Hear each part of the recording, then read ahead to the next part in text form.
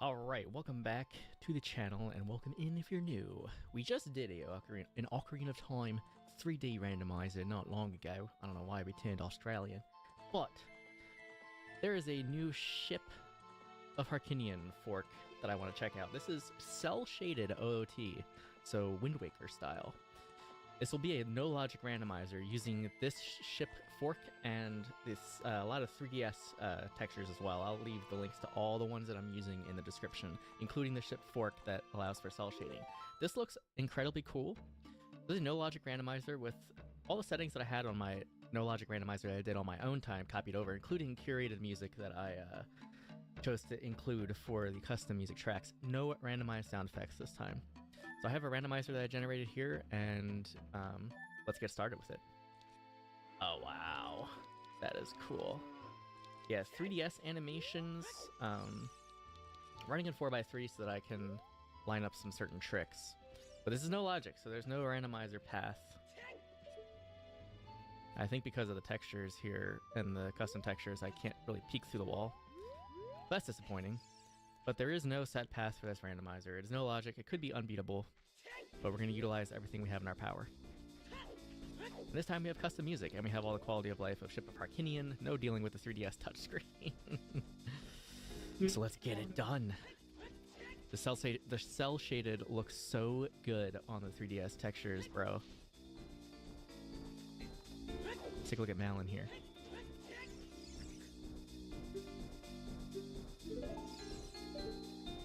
So clean. So cool. Yeah, I saw this pop up on Reddit actually, and I was like, oh, I need to check that out. That looks really cool. So that's what we're doing.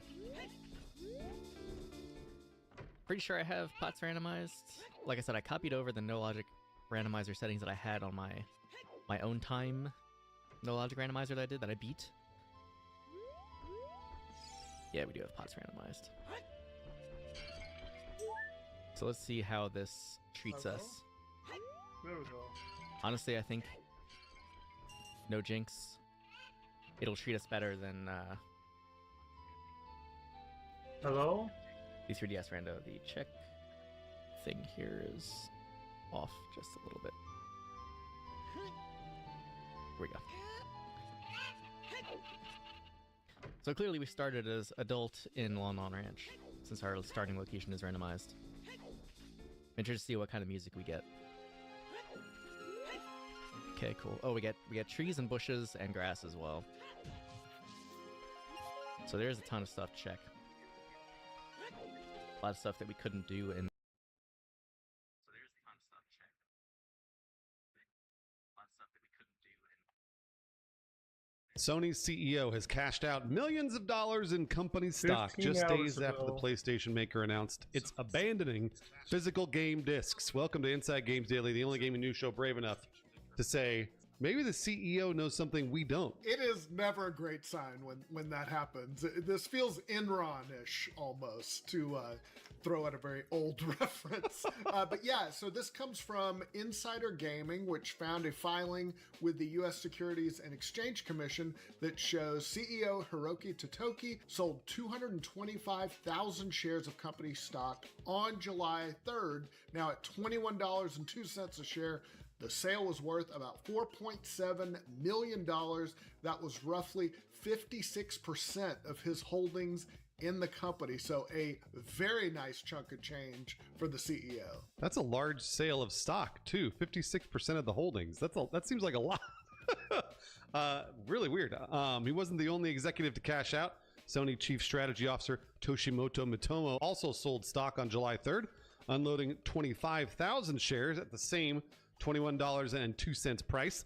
The sale totaled about $525,500 and represented around 18% of his stake. Yeah, and obviously the dates are important here because the stock sales came just 2 days after Sony announced that it would end production of physical PlayStation discs beginning in January of 2028. And that sparked strong reaction from fans, to say the least. Yeah, a change.org petition called Don't Kill the Disc has collected more than 224,000 signatures as people continue to try and make their displeasure felt by Sony. And that's in addition to the thousands and thousands of comments on the internet, Twitter, on Reddit, on Blue Sky, all over everywhere about how much they hate this. Yeah, and GameSpot ran an editorial very recently titled, "There is no reason to buy another PlayStation or Xbox." And I've seen chatter like that really all over the internet. People are like, well, I'm not going to buy another console. What's the point? Yep. And the criticism over Sony's digital shift grew louder over the weekend after players noticed that PlayStation's European terms of service allows Sony to delete all your digital games after 3 years of inactivity. Yeah, this is wild. The terms state that accounts inactive for at least 36 months may be closed after 6 months' notice. Under those same terms, once an account's closed, users lose access to their purchased digital games and other digital products tied to that account. Gee, I wonder why people are so mad that we're getting rid of physical.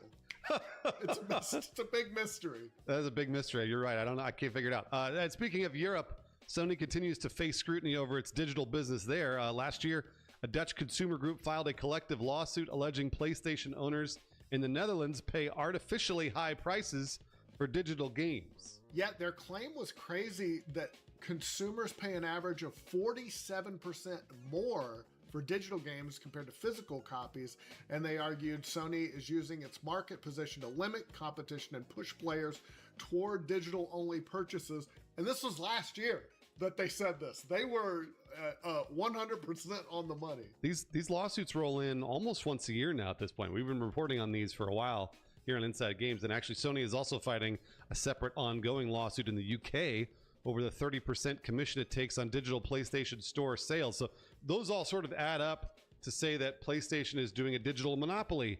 And wouldn't you know it, they're getting rid of physical discs, Brian? It seems like they might be doing a digital monopoly. I'm not sure. If that's the only place that you can get PlayStation games, that's a monopoly. Like, I don't know what, like, if you compare it, if you just change it to a horse and buggy company, that's what the founders had intended when they wrote, I don't know, anti-monopoly laws. Not the founders, but you know what I mean. Despite all this backlash, Sony stock is doing great. I checked earlier today, shares were $21.20 per share. Those guys should have really held off. They could have made more money, but that is up 6% roughly since their big announcement. So there you go. It does feel like sometimes you're just shouting into the wind, and that's a huge bummer about their stock price going up. Yeah, this is really interesting because we rattled off a bunch of crazy Sony stories that are all really bad, and I'm going to go through them again because they're really important. It's really important stuff. And because I wanted to talk about the selling of the stock, the CEO selling stock. Now, generally what happens is like CEO selling stock, there's like a schedule to it. Usually they'll like, you know, occasionally sell stock every 2 or 3 times a year, and it'll be at certain times. This does not feel like that. I haven't gone and looked to see if he normally sells 50% of his holdings. That seems like a lot. And also the fact that, like you said, the stock is up, so they're going to make money on it. And this is a very big warning bell for me that I'm like, does this mean that Hiroki Totoki is retiring? Is he trying to get out as fast as possible?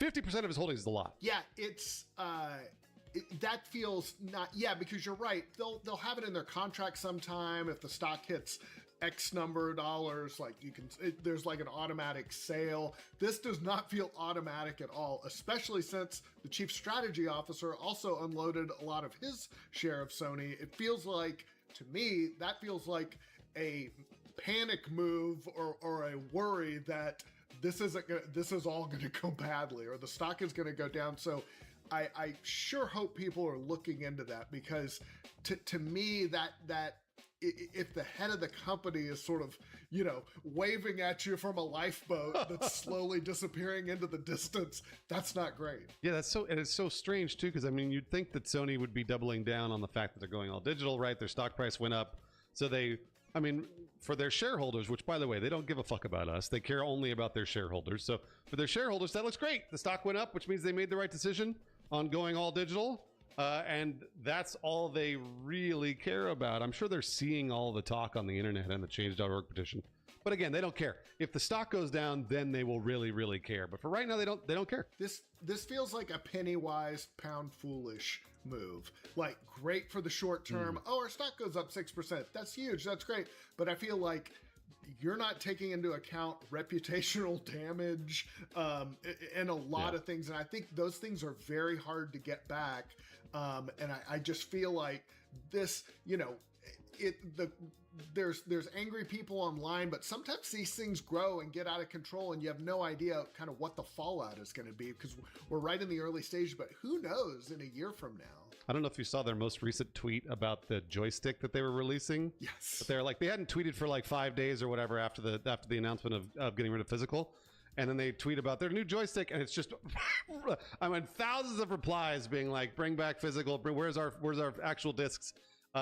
It's getting really bad. And like you said, there's reputational damage, but I can't figure out what it is about these guys. Sony is a massive company and has been around for years, and they still don't understand the damage they can do long term versus the short term upswing. I can't figure out, like, to me, it just again, and I say this a lot on Inside Games, but to me, this feels like just the executives are only looking short term. They're going to make their money and leave in 3 years. Like, that's like, it is only good for 10 people in Sony, and then the thousands of employees there all suffer. Yeah, and I just feel like would it have been that hard to just put out some physical copies? Like, I know there's some expense there, but I feel like even maybe you scale it down a little bit, but just so it's an option, you know, to me that could have solved this whole thing, because I think most people understand, and you see the numbers.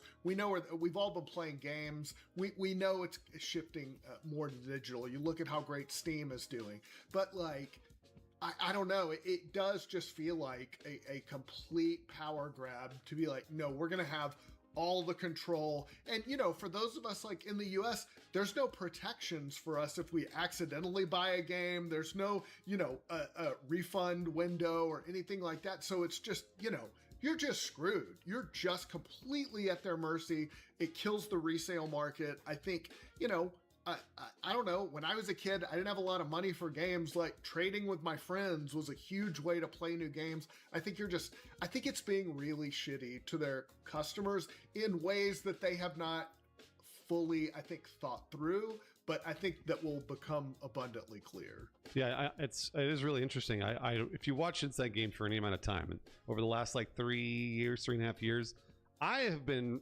raising the alarm about Sony for a very long time, saying that they're nickel and diming, and I've been seeing them getting sued for monopoly over and over, just over the past couple of years. And the more that I read those lawsuits and the more that I reported on this stuff, the more I was like, this does not seem good. They really are going the wrong way of the consumer. They don't. This is it. It feels like they don't are not really like feels like they've forgotten all about us. And I'm barely a Sony consumer. Like, I will occasionally buy a game on PlayStation or whatever, and I have a PlayStation, but like, generally speaking, it feels like they've forgotten all about the people that are actually buying games on their platform. And this is just full-on war against you, the consumer. All of this is like, this is like all bad. There is no silver lining, and I'm hoping that maybe they have finally overstepped, and possibly they're going to scale back on one or two of these things. That would be really nice. I would like to see them actually come out and be like, well, you know what? We actually did hear you. We'll produce physical discs or whatever.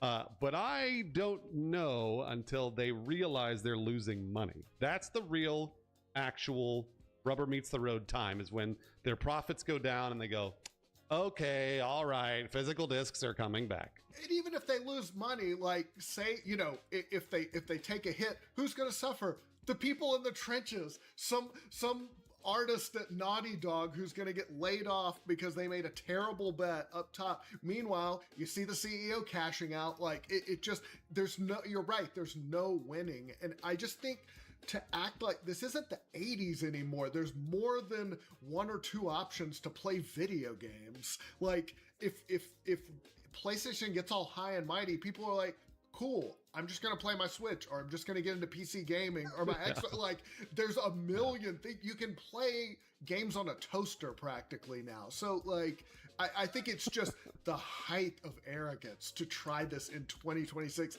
and insane. That's exactly right, Brian. I was trying to look for that phrase. The height of arrogance. That's it. That's the way. And it makes me so upset. It makes me so angry. Thank you very much for watching Inside Games Daily. Lawrence is off actually doing some secret video game stuff right now. He's doing something somewhere else, so that's why he's not on the show. But I'm positive if he were on the show, he'd also be very upset. And thank you very much for subscribing to the channel on YouTube. Hopefully you do. Tell your friends about Inside Games. And we have a Patreon. If you want to support the Patreon, we get to make more content every single day because of that Patreon. And if you don't, that's okay too. Enjoy our videos and have a fantastic day. Hopefully, maybe you're not buying Sony products. Recent headlines from leakers and Sony themselves imply very strongly that the PlayStation 6 will cost over $1,000 when it comes out, whenever that ends up happening. Welcome to Inside Games Daily, the only gaming news show brave enough to say that consoles should not run for mother effing figures. Too goddamn high. Yeah, more like PlayStation 6 easy payments with low interest. Am I right? Gosh, we're going to be paying off this thing for the whole next console generation. Damn, they're going to be taking it out of my paycheck.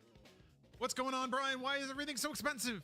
Oh, so many reasons, Law Dog. But this comes from reliable leaker Kepler L2, who leads with the first blow in this 1-2 that's sure to put your bank account on the ropes. So way back in March, Kepler L2 posted their estimated bill of materials. So basically the sum total of all the components for the PlayStation 6 on NeoGAF. Wow, at the time, Kepler estimated the PS6 cost around $760 to build, and then since console manufacturers historically sell consoles at a loss, Kepler figured that PlayStation could set a $699 retail price for the PlayStation 6. That's not so bad. It's steep. That's not great, but it's still not bad, at least not by modern standards. Unfortunately, March was a long time ago, another realm entirely when it comes to component prices. Kepler provided a brief but very unwelcome update to their estimate over the weekend, posting, quote, BOM went up by $200 since I made that post. And due to some very complicated math, we can figure out that puts their bill of materials estimate at $960 just to build the thing. Yeah, that doesn't include any other costs associated with the console, like the research and development invested in creating it, transportation costs, packaging. So based on that bill of materials and Kepler's previous estimate, it's tempting to hope for a modest $899, rather than a full $1,000. A nice frugal and slim $899. Only problem is PlayStation 6 isn't coming out until at least late 2027, and component prices are only expected to go further up in the meantime by quite a bit. Yeah, which has led some people to think it might get delayed, but that's not going to make it any better. And we have some executive kind of rumblings to basically say it's only going to get worse from here. In an open letter itemizing the woes currently facing Xbox, execs Asha Sharma and Matt Booty said they expected to pay 5 times the price for console storage components this fall compared to last fall. Yeah, and electronics manufacturer Lenovo recently warned that storage component prices will never return to their pre-2025 prices, and that the current situation soon will become the new normal. This is my favorite thing when companies says, oh, no, prices are never going down. Oh, thank you very much. It turns out you control the price, and generally speaking, the components and all that. Whatever, sure. In this case, maybe PlayStation will just do us a solid and heavily subsidize the PlayStation 6 to keep it under $1,000? Probably not. Yeah, as a personal favor to us, the gamers, right? We deserve it. Unfortunately, yeah, probably not. Sony Interactive Entertainment President and CEO Hideaki Nishino pretty much specifically said no to that in a transcribed Q&A published by Sony earlier this month. When he was asked about his current thinking regarding pricing and affordability, Nishino said, quote, "It is not realistic for us to absorb all component cost increases, and, quote, we do not intend to sell hardware at significant losses." Whew, that's a big no. I know, and then a bunch of people in our audience said, quote, "We do not intend to buy hardware at those prices." We'll see. We'll see what happens. Nishino actually didn't say anything that could imply PlayStation prices would actually come down either. Yeah, also worrying when there's not even a vague allusion to prices coming down. He actually kind of said the opposite instead. He said, quote, "We believe it's important for us to make every effort to ensure that customers fully understand the value we provide. It's their job to make you want to pay $1,000 for it." And to that degree, maybe they have with some people. Yeah, and when we combine a current bill of materials almost hitting $1,000, the inevitability that it'll go up before launch, and PlayStation CEO saying that they won't subsidize costs, it's done. I don't know any other way to say it. The PS6 will be over 1,000. Like I all signs are pointing to over 1,000. Yeah, that's a safe bet. Our only hope here is a complete collapse of the AI data center construction boom. I wake up every morning hoping that happened, and it never happens. And maybe one day Kevin O'Leary will be really, really sad, and he won't be able to build his AI data center in Utah or whatever the fuck it is. Hopefully, one day. I think a lot of people have their fingers crossed, yes. And then all those trucks full of RAM can drive to the PlayStation factory instead. If there's one bright spot, and there aren't many, but if there's one bright spot, it's that as the console generations have gone on, there's been diminishing returns, really, about each new kind of hardware generation in terms of what it can do.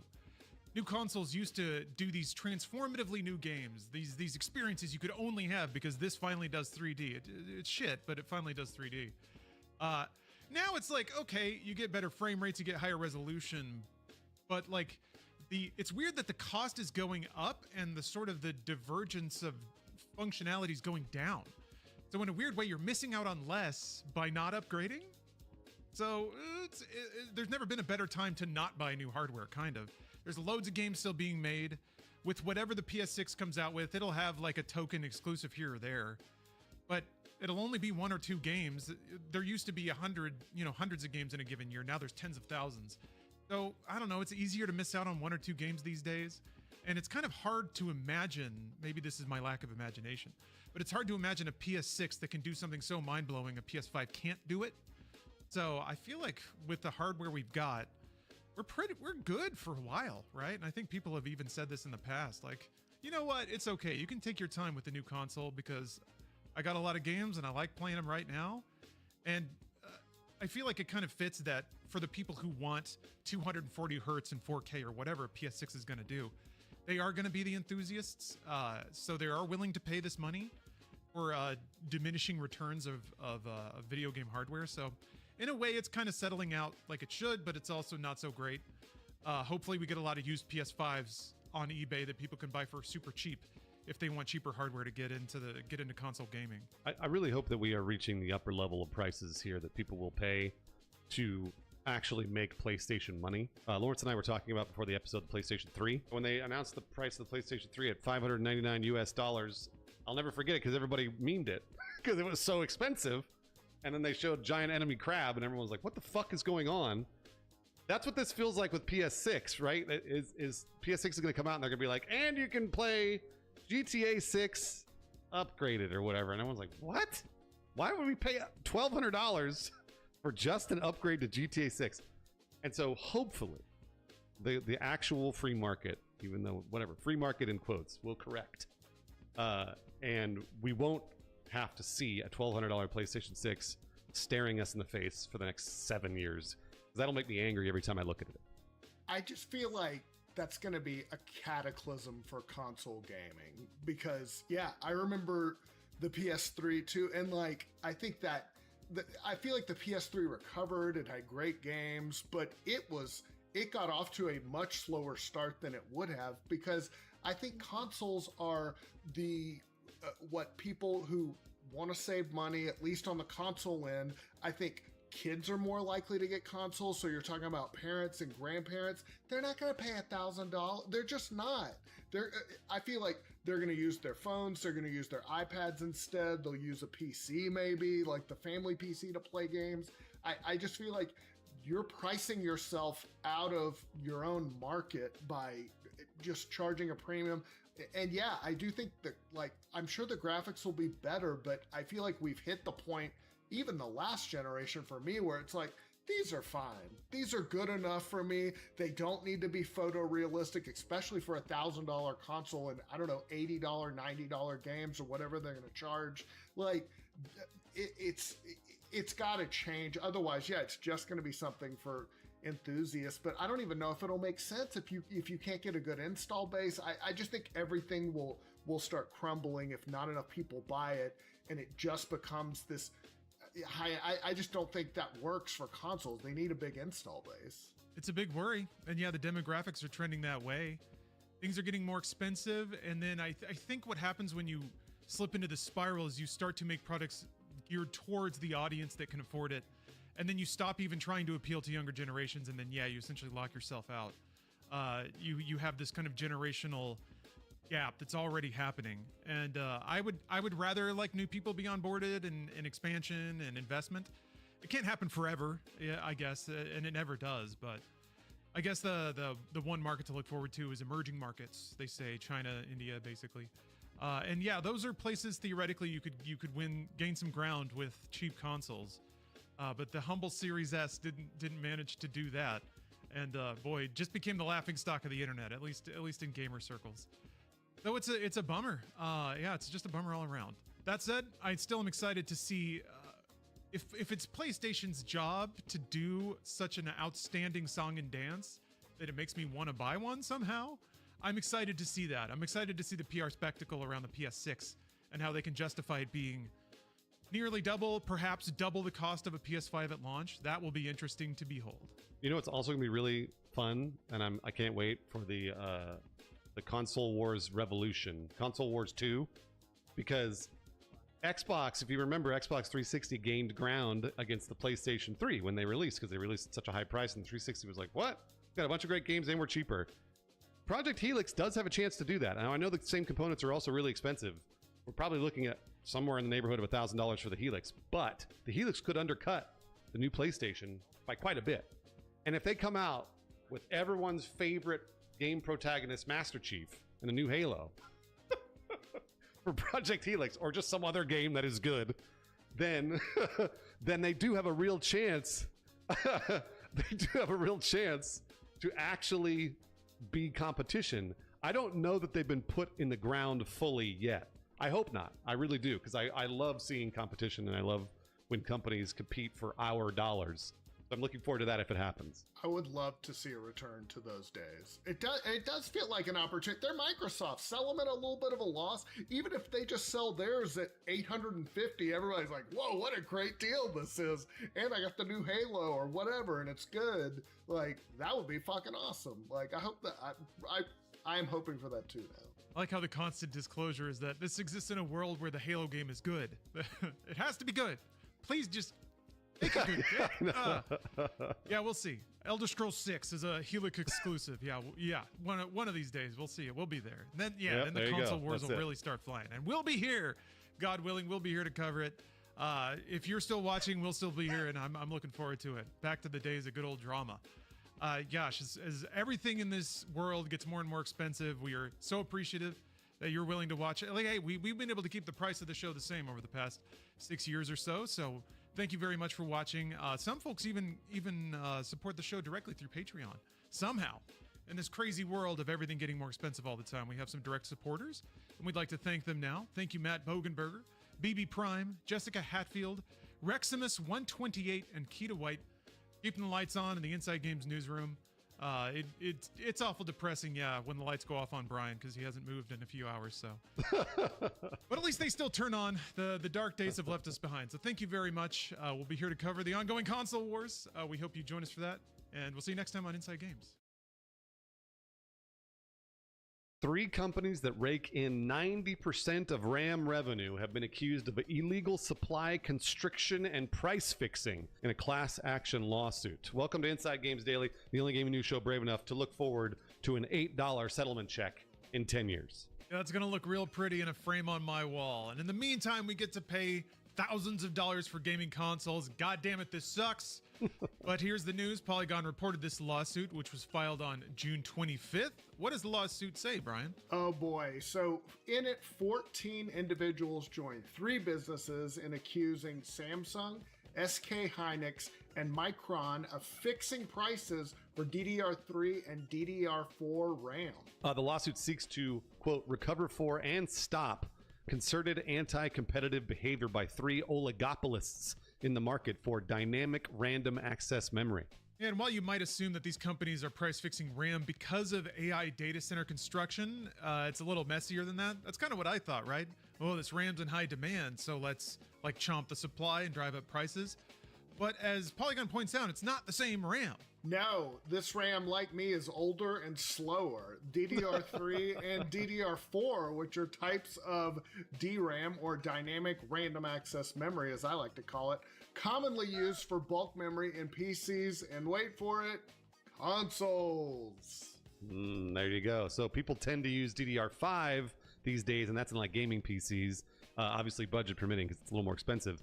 Fun fact, the PS5 uses 512 megabytes of DDR4 RAM as its SSD controller cache. Yeah, AI data centers, on the other hand, use very high bandwidth memory, or HBM. A lot of acronyms in here. It's a good episode to have Brian around. Yeah, I'm going to pronounce all these perfectly. The lawsuit explains, though, that despite incredible demand for DRAM, these RAM manufacturers cut production for the sake of making less profitable HBM. And that's naturally the decreased supply led to massive markups on the DRAM or the DRAM, despite not being in demand for AI data centers. So they basically what they did was they decided they were going to make HBM, the high bandwidth stuff for the AI data centers, and that constricted the supply for the slower RAM, the DRAM. And that's why we're feeling the squeeze with our modern PC hardware, even though it's not technically the same parts that are being gobbled up by every AI data center. So naturally, the suit seeks damages for the plaintiffs and the classes involved, which we assume would be anyone that bought DDR3 or DDR4 RAM from these companies in the last few years, both individuals and companies. The suit is also asking the court to require the defendants to, quote, cease coordinated supply restriction and to restore competitive conditions in the conventional DRAM market. So yeah, they're being a monopoly. That's what monopolies do, allegedly. That's right. Soaring component costs have affected every console and PC manufacturer. As I'm sure you know if you watch our show, Xbox just raised the price of Xbox consoles again last week, ceasing production of their 2 terabyte Xbox Series X model entirely. PlayStation raised the price of their consoles back in April, and Nintendo has announced Switch 2 price increases that are going to kick in on September 1st. And of course, Valve's Steam machine broke a psychological barrier, a big one, by announcing the cheapest model would be $1,049. Another fun fact here, I don't know if these are really fun, when asked about negotiating prices for system memory in an interview with Gamers Nexus, Valve engineer Pierre-Luc Griffet, I'm sure I pronounced that wrong, sorry Pierre, described a scenario that sounds suspiciously like organized crime. Look, there's no contracts, there's nothing. Yeah. Like those guys, they I'll are, follow you.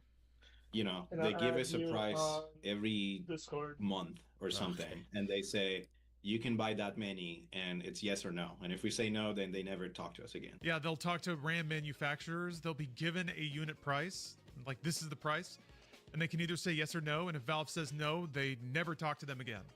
They're just like completely out of any communications to buy any supplies at all. So yeah, they're just getting real strung up, and like the price is the price. And if you don't like it, too bad. Yeah. That's a cartel. Kinda feels like this it, is right? like OPEC, but for RAM. Yeah. It's funny you use the word cartel because Gamers Nexus specifically has talked about how there's a observable and I don't know conspiratorial effort to actually kind of erase home computing. That they want to focus all computing in data centers so that they can control basically the whole market because they're here on the ground floor and they get to kind of dictate supply. So that sucks, and you can now that it's hitting the prices, you can start to see it much more clearly when any kind of home console costs over $1,000, or you can pay $15 a month for a streaming solution that you don't need to pay the overhead for. So yeah, it's you can kind of see the incentive for these manufacturers for that to be the arrangement versus what we have now. Yeah, it's really, really bad. It's one of those things where maybe we would think we want the convenience of it, sort of like with Netflix and Hulu and all that other stuff. And then as we go down that path, all of a sudden we're like, oh no, we don't own anything. if Netflix decides that we can't watch that thing ever again. That's just really sent you scary. I don't one. like any of this. Also, when it comes to price fixing is a really interesting thing that I have seen a lot of people say, oh, it doesn't happen. And it absolutely happens, and it happens quite a bit. Really? If you want to do some fun research, by the way, not fun. If you want to do actual research on this, on price fixing, eggs, that's happened a couple of times with eggs here in the United States. When eggs go shoot up in price, and everyone goes, wait a minute, why are eggs so expensive? There have been a couple of different price fixing lawsuits brought against some egg companies here in the United States. And the interesting thing about this DRAM crisis is that this is price fixing maybe across the world. This one, I don't really know how that works in terms of courts. That's even scarier, that they're meeting in back rooms and deciding that they're all going to constrict supply and every one of them is going to get rich. This is their time to get rich, and that's absolutely illegal, and also just generally immoral. Really bad for all of us. All right, so I was a business reporter for several years. I covered tech, but like what you kind of learn is that most businesses have all consolidated to like a few major players. And if there's not regulations, shit like this will happen. And a lot, like there's the baby food formula industry has been accused of being like a cartel, like anything. So like, it doesn't surprise me a bit that like, especially computer hardware, which is like, obviously requires a lot of startup capital to get into, and there's going to be super high barriers to entry. It's not like it's like running a restaurant and just another RAM manufacturer will open up. So yeah, everything's consolidated. So it doesn't surprise me one bit. This is why, I think lawsuits like this are good. Hopefully they'll lead to changes, because yeah, it's bullshit. They do want to put us to an all streaming future where we don't own our own hardware. We don't own the physical media. Look at what Sony just did, taking away a lot of people's movies that they had bought because licensing agreements ran out. So stuff like this, I feel like, is really the tip of the spear in like trying to preserve some form of ability to play our stuff on native hardware. Rant over, but yeah, it's bullshit, and I hope they break it up. And this, I don't know that opinions could be swayed anymore from where they are right now, but would it interest y'all to know that these same three companies were actually guilty of a criminal conspiracy to fix DRAM prices between 1998 and 2002? So this exact trio has been accused of this before. All three companies, well, two of the companies paid pretty hefty fines in the hundreds of millions. Micron specifically avoided a fine by reporting the conspiracy and cooperating. So it's interesting, 20 years on, you get back into bed with a company that ratted you out in the 2000s. But also these companies have been investigated over time. This is all Polygon kind of got the history on this. So unsurprisingly, the same trio of companies back in the hot seat. Although I have to admit, if you're going to sue anyone for anything, it's this and now, right? Everyone's easy. These companies have so much money flowing in that of course they'll be motivated to pay a settlement. Like, get rid of this as fast as possible.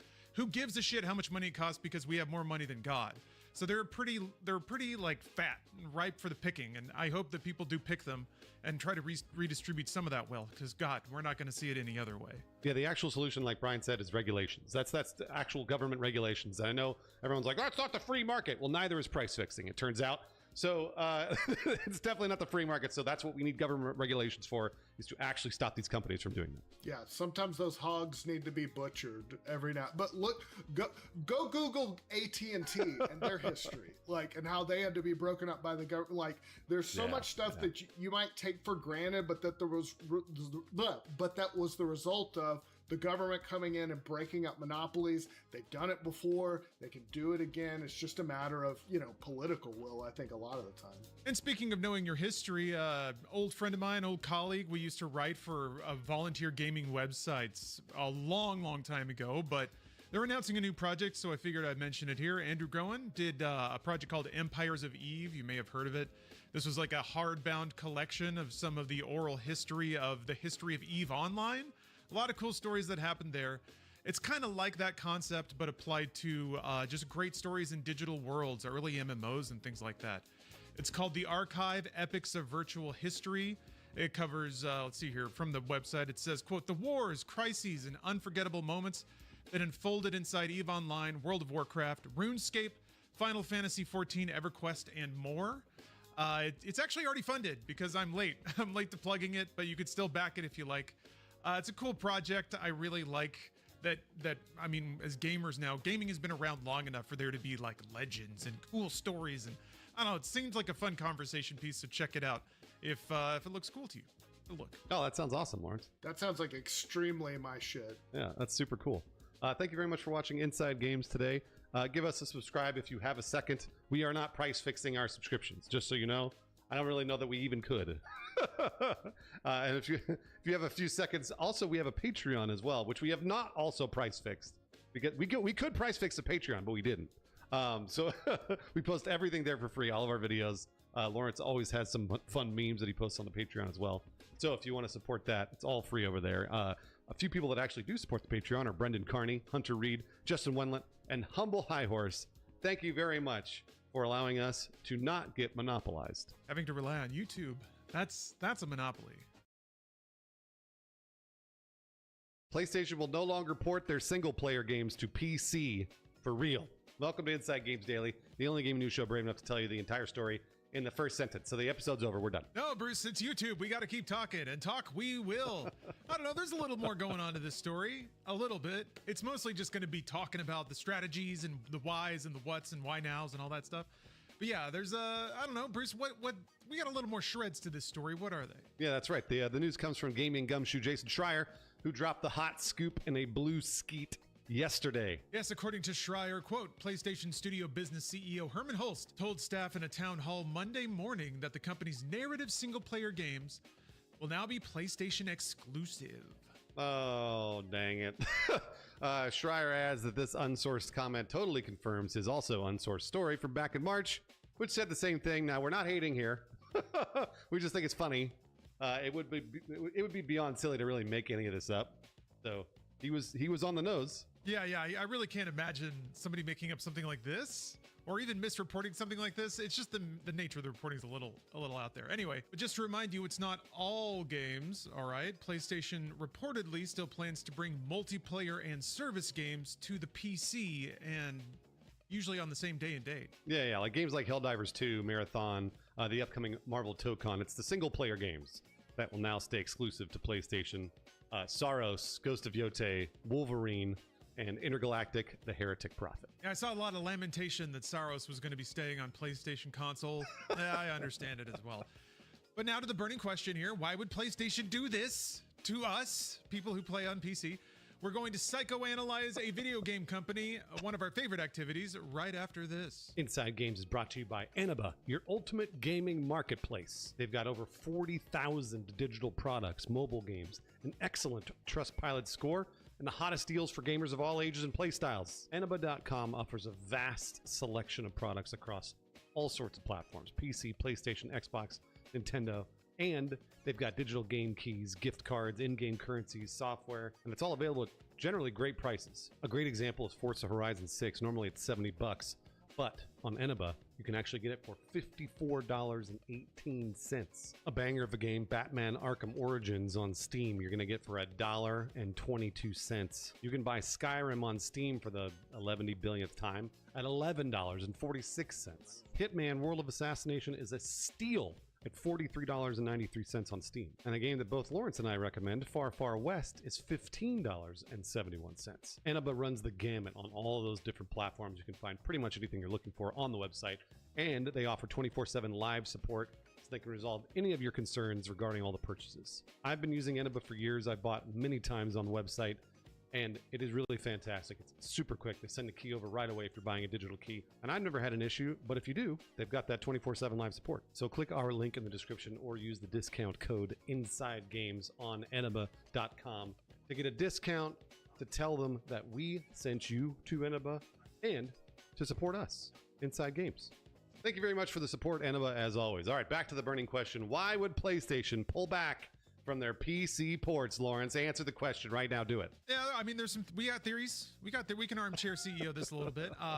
Shocker, most of them have to do with money. So the one that we bring up a lot is that a user on a PlayStation console is more valuable to Sony or PlayStation than a user playing a PlayStation game on a PC.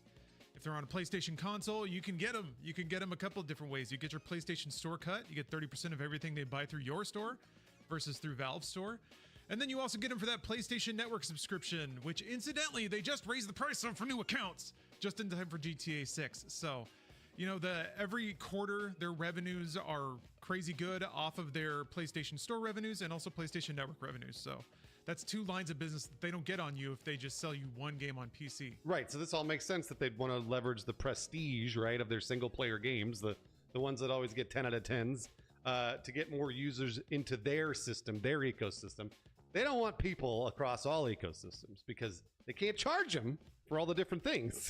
They want them inside, just like the Apple ecosystem. There's definitely a logic to the idea that a person who's buying a PlayStation game on PC would never be a PlayStation user. So this is like, it's not like it's the same user that they could monetize more effectively. It's an additional user that they wouldn't have.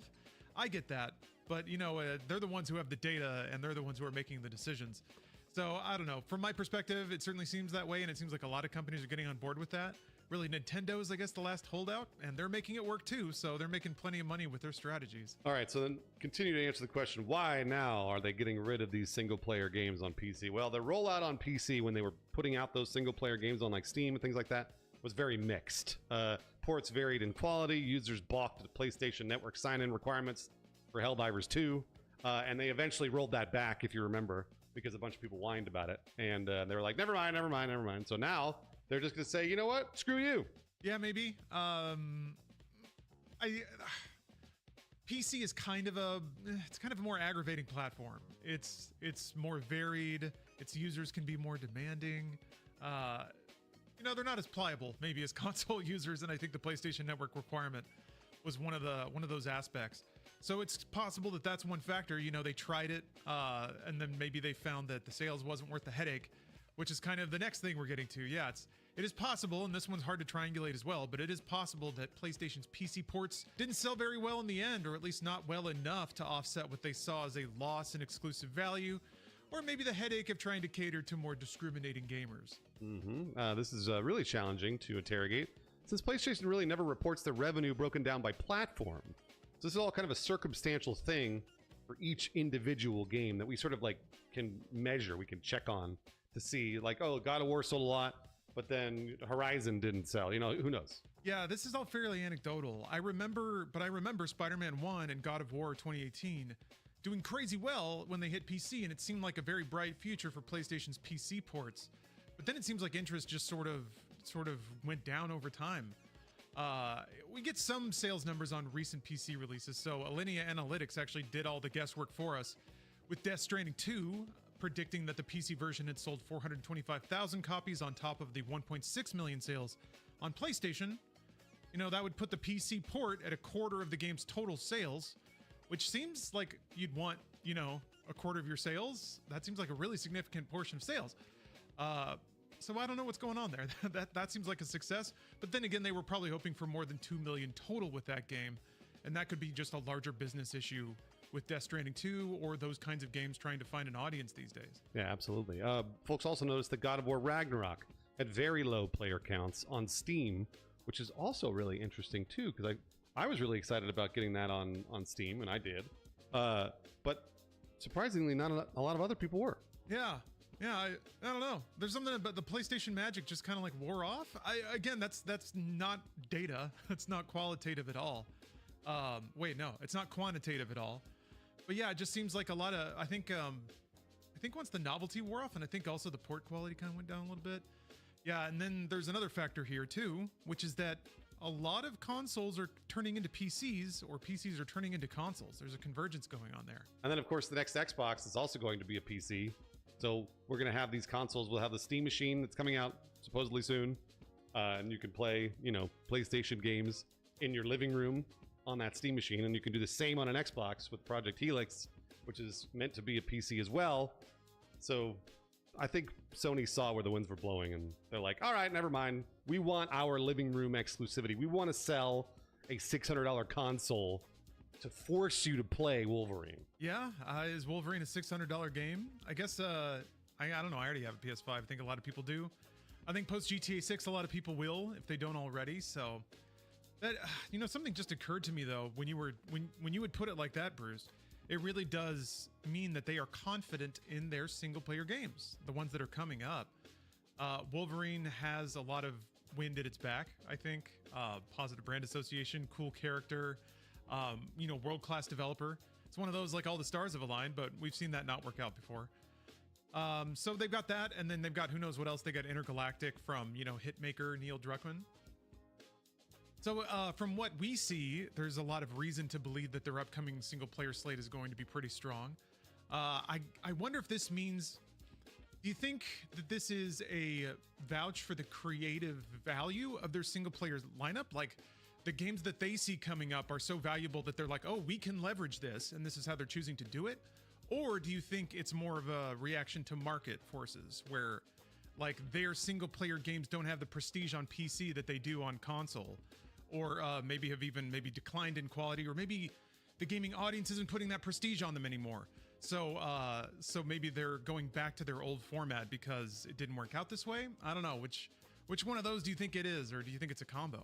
I think what I think you're saying is you're nailing all of the aspects that are they laid out one bullet point, which was we need to keep them in the PlayStation ecosystem because we can make more money on them.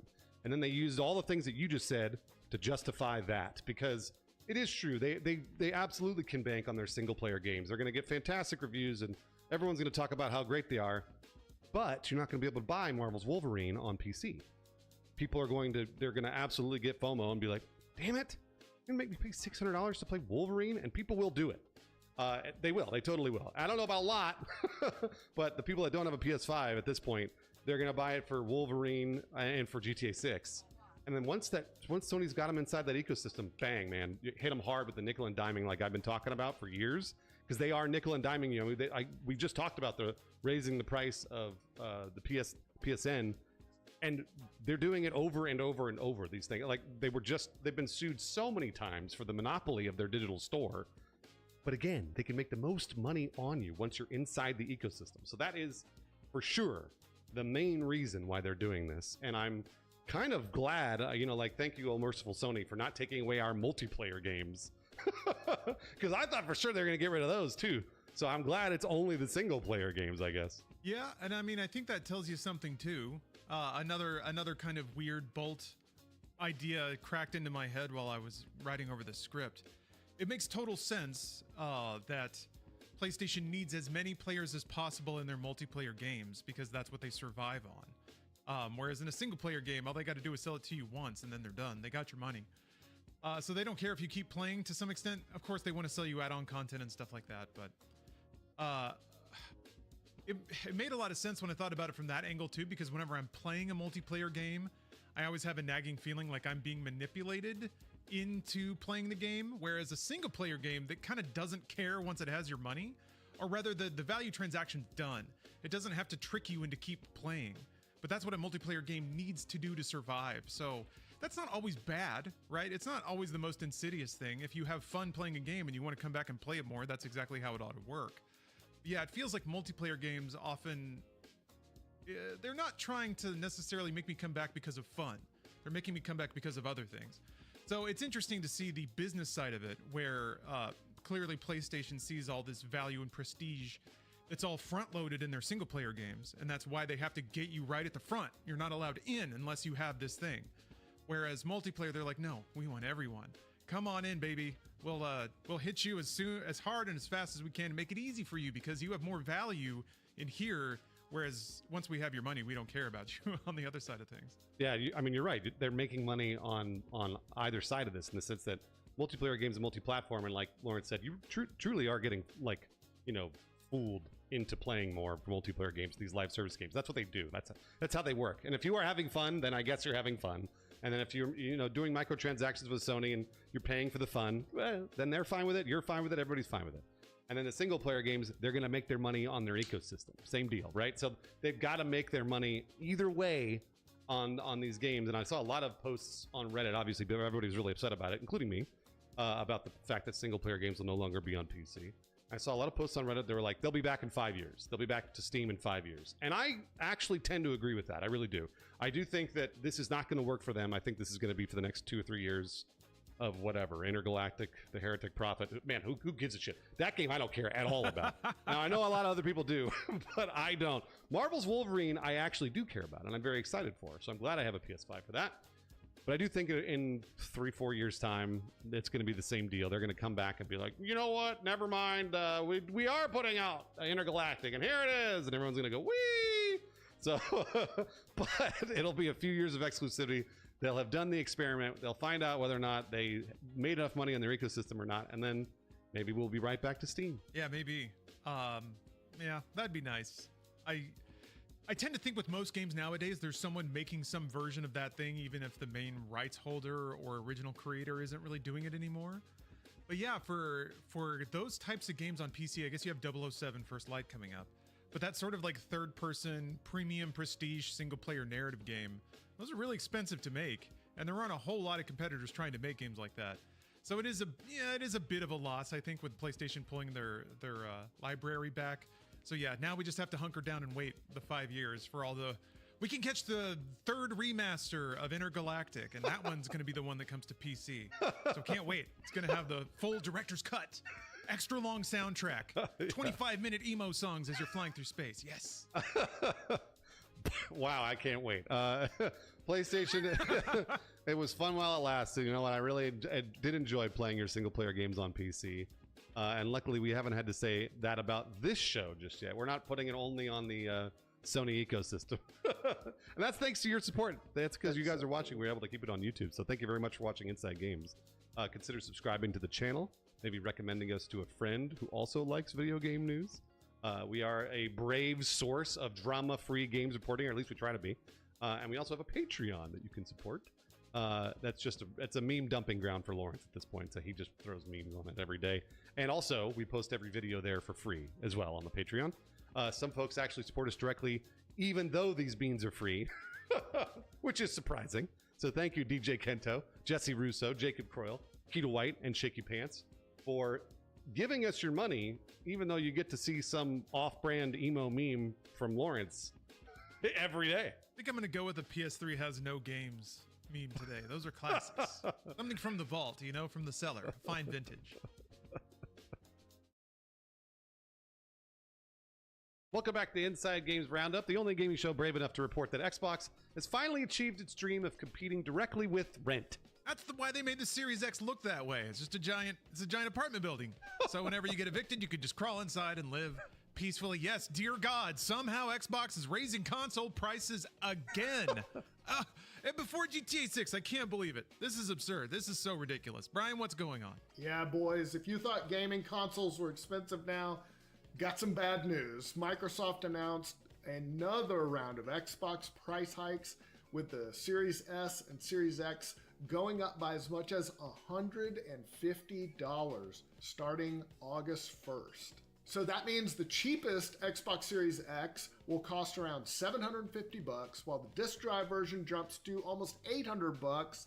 The Series S is getting hit too, with the 512 gig model rising to about $500, and the 1 terabyte climbing to a whopping nearly $600. And Microsoft says it's going to discontinue the 2 terabyte model.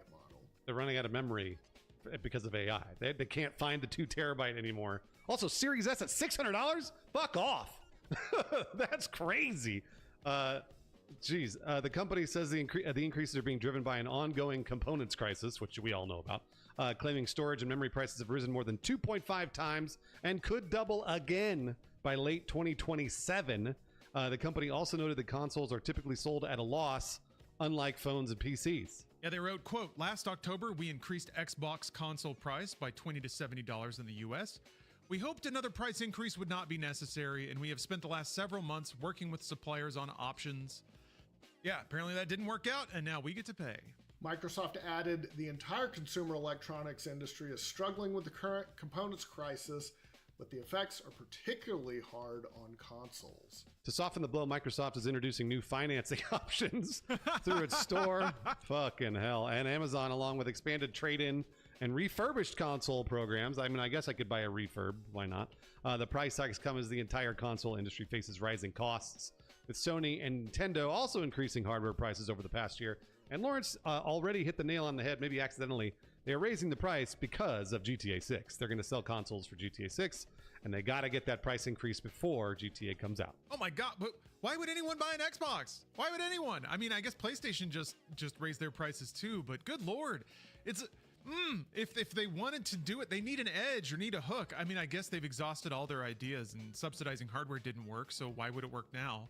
But damn, I was kind of hoping that Xbox would have some like ace up their sleeve to try to incentivize people to play it on Xbox versus PlayStation. But no, they're giving it up. They're ceding territory instead of even, like I said, they've already tried it and it didn't work. So why keep trying it? I get it. But man, this is nothing. They're just walking away, I guess. God damn. I just can't believe we're here. I can't believe we're here. Oh, if only we knew a few years ago. I'm going to say it. The Series S was underappreciated. All right. Everybody goes crazy over the Steam machine. You could have had a Series S with a Game Pass this whole time. I know you people don't want to rent games or whatever, but man, if you wanted like pretty good gaming value, that was it. And there's a lot of great games on whatever. All right. That's enough bravery out of me. Lawrence has been banging the drum for a while. I'm going to keep doing it. The Xbox ROG Ally. You got to buy this thing right now if you want it, because it's going to go up in price. They're going to raise the price. We're going to end up reading it on Inside Games at some point. Go buy the thing because it's $600 right now, and it's not going to be $600 for long. All right, let's move on to something less controversial. GTA 6. Rockstar Games may have heard all of our complaints about GTA 6's lack of a physical edition. Fans were very upset, to say the least, when it was revealed that the boxed version of GTA 6 won't include a disc. It'll just be a download code. All right, now Rockstar appears to be signaling that a true physical version could be on the way. Oh, okay. According to support emails sent to customers who contacted Rockstar, quote, the current pre-order is indeed just for a digital-only update. You will be able to acquire a physical copy during the following months. There's a lot to misunderstand here. Rockstar doesn't specifically mention a disc when it comes to something physical. They could just be talking about a case with a code in it. I don't know. It's also unclear what the following months refers to. Is that the following months after the game's November 19th release? Or is it the following months from now, which would be slightly before release? I don't know. Rockstar hasn't issued a more detailed statement, but at least they're somewhat theoretically acknowledging the concerns and potentially leading to this brand new wacky release schedule where we get like a code for the first few months and then we get discs. Huh. I also feel like if you're not going to give me a physical version, put like my favorite podcasts on the in-car radio. Like give me the Adam Friedland Show or Stavi's World or something so I can drive around. Anyway, the Polish outlet ppe.pl reports that a disc-based version of GTA 6 could arrive in December. So maybe that's what they mean in the sort of subsequent months. The publication cites an insider who previously claimed back in March that GTA 6 would launch without a disc, and that did turn out to be correct. The controversy has become such a hot topic that other developers are already being forced to answer the same question. This week, a fan asked Insomniac Games whether the physical version of Marvel's Wolverine will also be a code in a box. The studio responded directly on social media, quote, the physical version will include a disc in box. What a weird world where, yeah, developers have to distinguish this now. But I still feel like, yeah, the devils at Take-Two may have discovered another way to sell the same game multiple times, which is, yes, if it's a code for the first few months, and then a few months later you launch a physical version with a disc and everything, I can imagine a lot of folks would buy it twice, like right away, just like that. And then, yeah, we're going to get God on PC, and then they're going to re-release the game as some kind of Ultimate Edition that'll have, multiplayer or something with it. So I'm looking forward to buying GTA 6 5 times. Or is it... I bought GTA 5 4 times, I think. Maybe this will be 6? We'll see. Yeah, I did a little reporting this morning on this issue. I asked my 15-year-old, he's almost 16, I was like, do you care if there's a physical edition of GTA 6 or not? And he said not at all, like not in the slightest. Did it matter? But I'm like, but it's yours and you can like then trade it back in or sell it or give it to him. He did not give one shit, but his dad does very much. All right, and now let's talk about Riot's fabled mythical MMO. They just gave fans a big sign that it's still alive, that the League of Legends MMO is still happening. Wow, that's kind of crazy, actually. The studio has hired Brian Holinka, a longtime World of Warcraft developer, as principal game designer on the project. Holinka spent nearly 11 years at Blizzard, serving as lead PvP designer before becoming lead combat designer, where he worked on class design and combat systems across multiple expansions. Holinka confirmed the move himself on June 1st, saying it was his first official day working on the League MMO. In a follow-up post, he said he'd already watched a playtest and that it looked like, quote, a genuine blast to play. Yeah, and he is not the only WoW vet that Riot has hired. Former WoW lead producer Raymond Bartos and former Blizzard lead software engineer Orlando Salvatore also have joined the project in senior roles. So they're bringing in some talent. And the other guy, Holinka, was basically the combat master. So that led to speculation, is it going to be tab target combat? But, who knows? But it's still, I think, WoW is still, I think, pretty much the gold standard here. Oh, yeah, absolutely. Riot first announced the MMO in 2020, and the project had a major reset in 2024. The company still has not shown gameplay or revealed a release date, but they seem to sort of like to do these random shadow drops for like an alpha, where all of a sudden you can play 2XKO, or you can play, man, I'm blanking on their Counter-Strike competitor. Valorant, geez. Where just all of a sudden you can play it. So we know it's there, and so maybe we'll get an MMO from Riot just all of a sudden one of these days. Who knows? In general, I like news about Riot and Blizzard sniping employees from each other back and forth. That's totally a thing. Employees will bounce back and forth and get like higher salaries because these companies love competing with each other for good game dev in SoCal. So it's fun. Do you guys remember, like, back in the real old days, they wouldn't even put the devs' names in the credits of games because they were worried about them getting poached. So they would just have, aliases and stuff. Wild stuff. Anyway, let's talk about the CEO of the company behind Elden Ring. He has kept his job, but there has been a major shareholder revolt. So there's some big-time drama behind the scenes. Kadokawa CEO Takeshi Natsuno was up for re-election this week, but activist investor group Oasis Management wanted him out. Yeah, I've been reading about this. It's really inside baseball stuff. So here we go. Oasis, which is the company's largest shareholder for Kadokawa with a 13.76% stake, argued Kadokawa hasn't fully capitalized on the success of Elden Ring, which was published by Kadokawa subsidiary From Software. Even though they launched Night Rain, who knows? I mean, they'd be right. I think they want animated shows, they want manga, they want merchandise, they want everything. And that was actually in a press release that was live for 1 day after Elden Ring. This was a weird moment in time, and I'll reminisce in a moment. But yeah, it's pretty clear that they haven't mined it completely like their investors want them to. Adding to this pressure, two other major proxy advisory firms have recommended shareholders vote against Natsuno's re-election.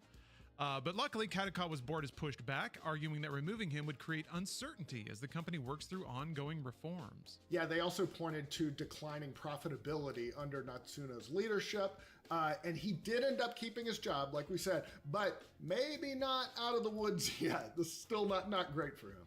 Reuters reported that shareholder support for Natsuno has dropped from 90% to less than 60% over the last 12 months, and he needs to do what Lawrence loves, which is transmedia.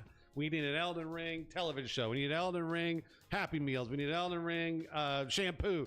I need Elden Ring fucking everything that Star Wars is on. I need Elden Ring on right now. Yeah, I think that was the intent early on, because yes, I think it was Bandai Namco.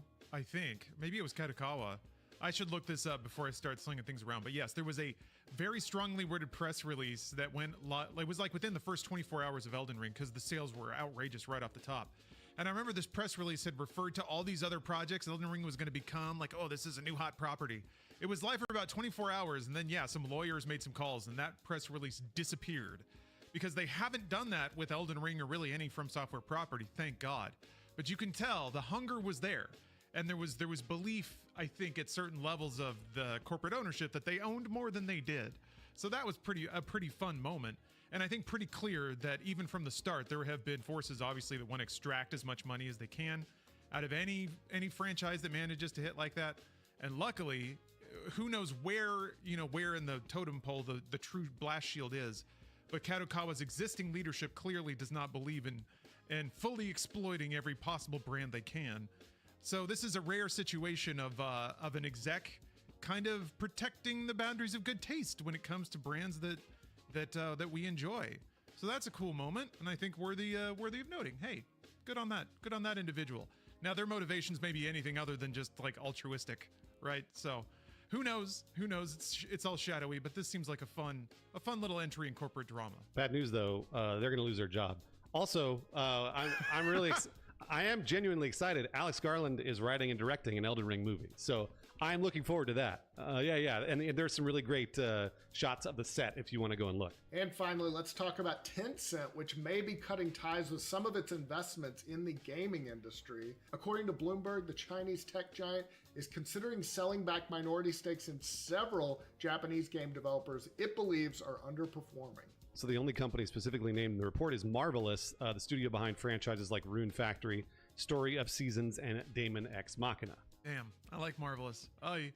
Bloomberg reports that Tencent is shifting its strategy from being a passive investor to building, quote, closer working relationships with studios it backs, including helping recruit talent and providing development resources. Yeah, sources told Bloomberg that the company is now more interested in co-producing successful games rather than simply holding investments. Uh-oh. Yeah, I don't like that. The move comes as Tencent faces pressure from the ongoing AI boom and increasing competition from Chinese rivals such as Alibaba and ByteDance. I think we've seen this in general. Yeah, a little bit of a yanking of the choke chain in terms of there's not free money flowing into video games anymore. But yeah, Bloomberg reports that the company's even willing to sell some of its stakes at a loss in order to exit certain investments because it seems like they're all going downhill. Yeah, but interestingly, they said the pullback does not seem to include some of the more successful studios like FromSoft or Platinum Games.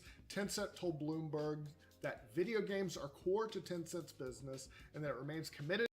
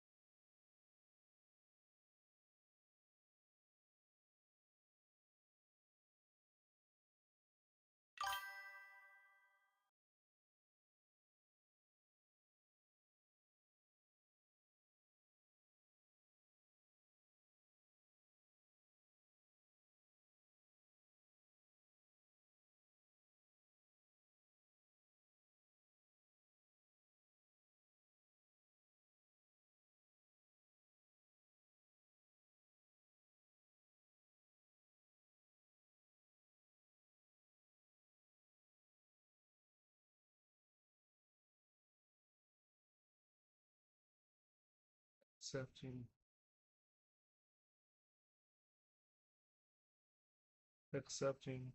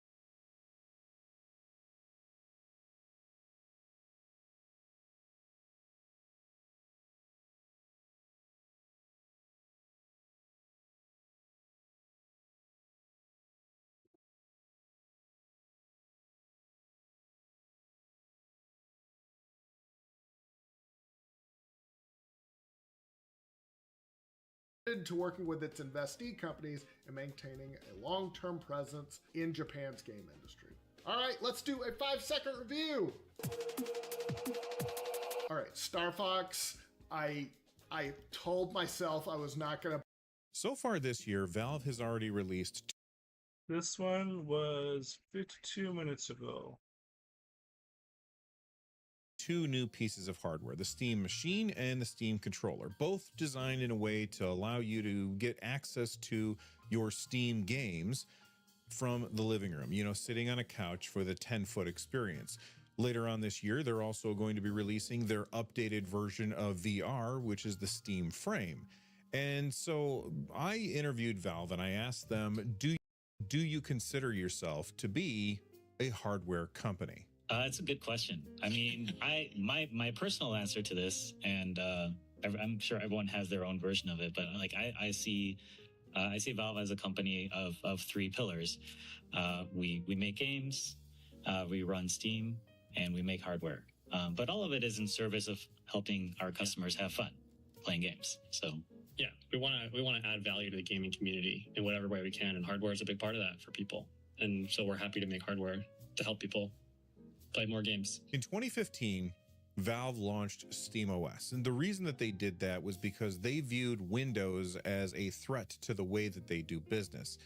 The Steam Deck is more than just a handheld system that lets you play your Steam games. The Steam Machine is more than just a way for you to play those games on a TV, and the Steam Frame is more than just their next VR system. All of them are a way for Valve to push SteamOS to be the default gaming platform. If you want to play games on a machine and you don't really want to use it for anything else, then SteamOS is what Valve wants you to use. And while I think Valve has a really, really long way to go in order to get to that point, I think that they are taking steps in the right direction. So today, I want to talk about why SteamOS is important and what Valve's strategy is moving forward. This part of the video is brought to you by Titan Mattress. If sleep is important to you, sleep Titan. Have you ever woken up feeling more tired than you did when you went to bed? You'd spend about a third of your life sleeping, so you should probably make sure that it counts. If you're tired of tossing and turning, I have a secret to getting better sleep: Titan Mattress.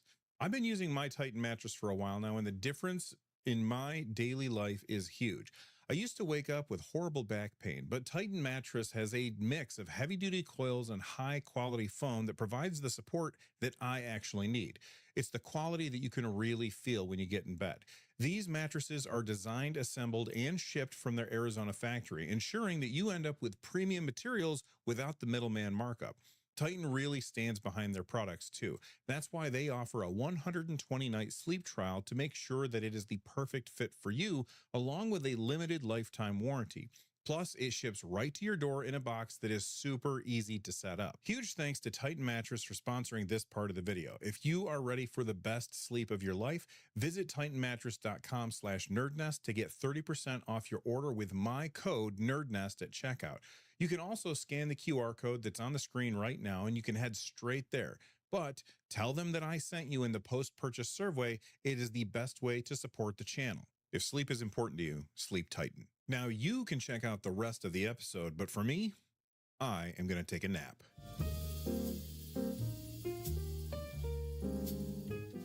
Gamers are not a monolith. We definitely get segregated into different groups. Some people really want to be able to find a way to push hardware as hard as they possibly can to eke out that last little frame of animation so that they have the smoothest possible gameplay that looks absolutely the best, with the best ray tracing and all of that stuff. At the same time, there's another group, and they just want stuff to work. They don't want to have to think about all of the different settings that go into playing games. And I want to talk about those first 2 groups there for a second, but there is a third group that I want to talk about later on in the video. I think for the most part, and this doesn't have to be everybody, but I think for the most part, people who generally would be attracted to using Linux, those people tend to fall into that first group, the power users, the people who really understand what everything means, and also they understand how to use it. They want to get the absolute most out of their hardware and they don't mind tinkering with it. I personally tend to fit into the second group. While I'm okay tinkering from time to time, I just want my stuff to work. I don't want to have to jump through hoops when I sit down to play a game. I want to be able to turn on my machine, hit play, and then pick up right where I left off and just keep on going.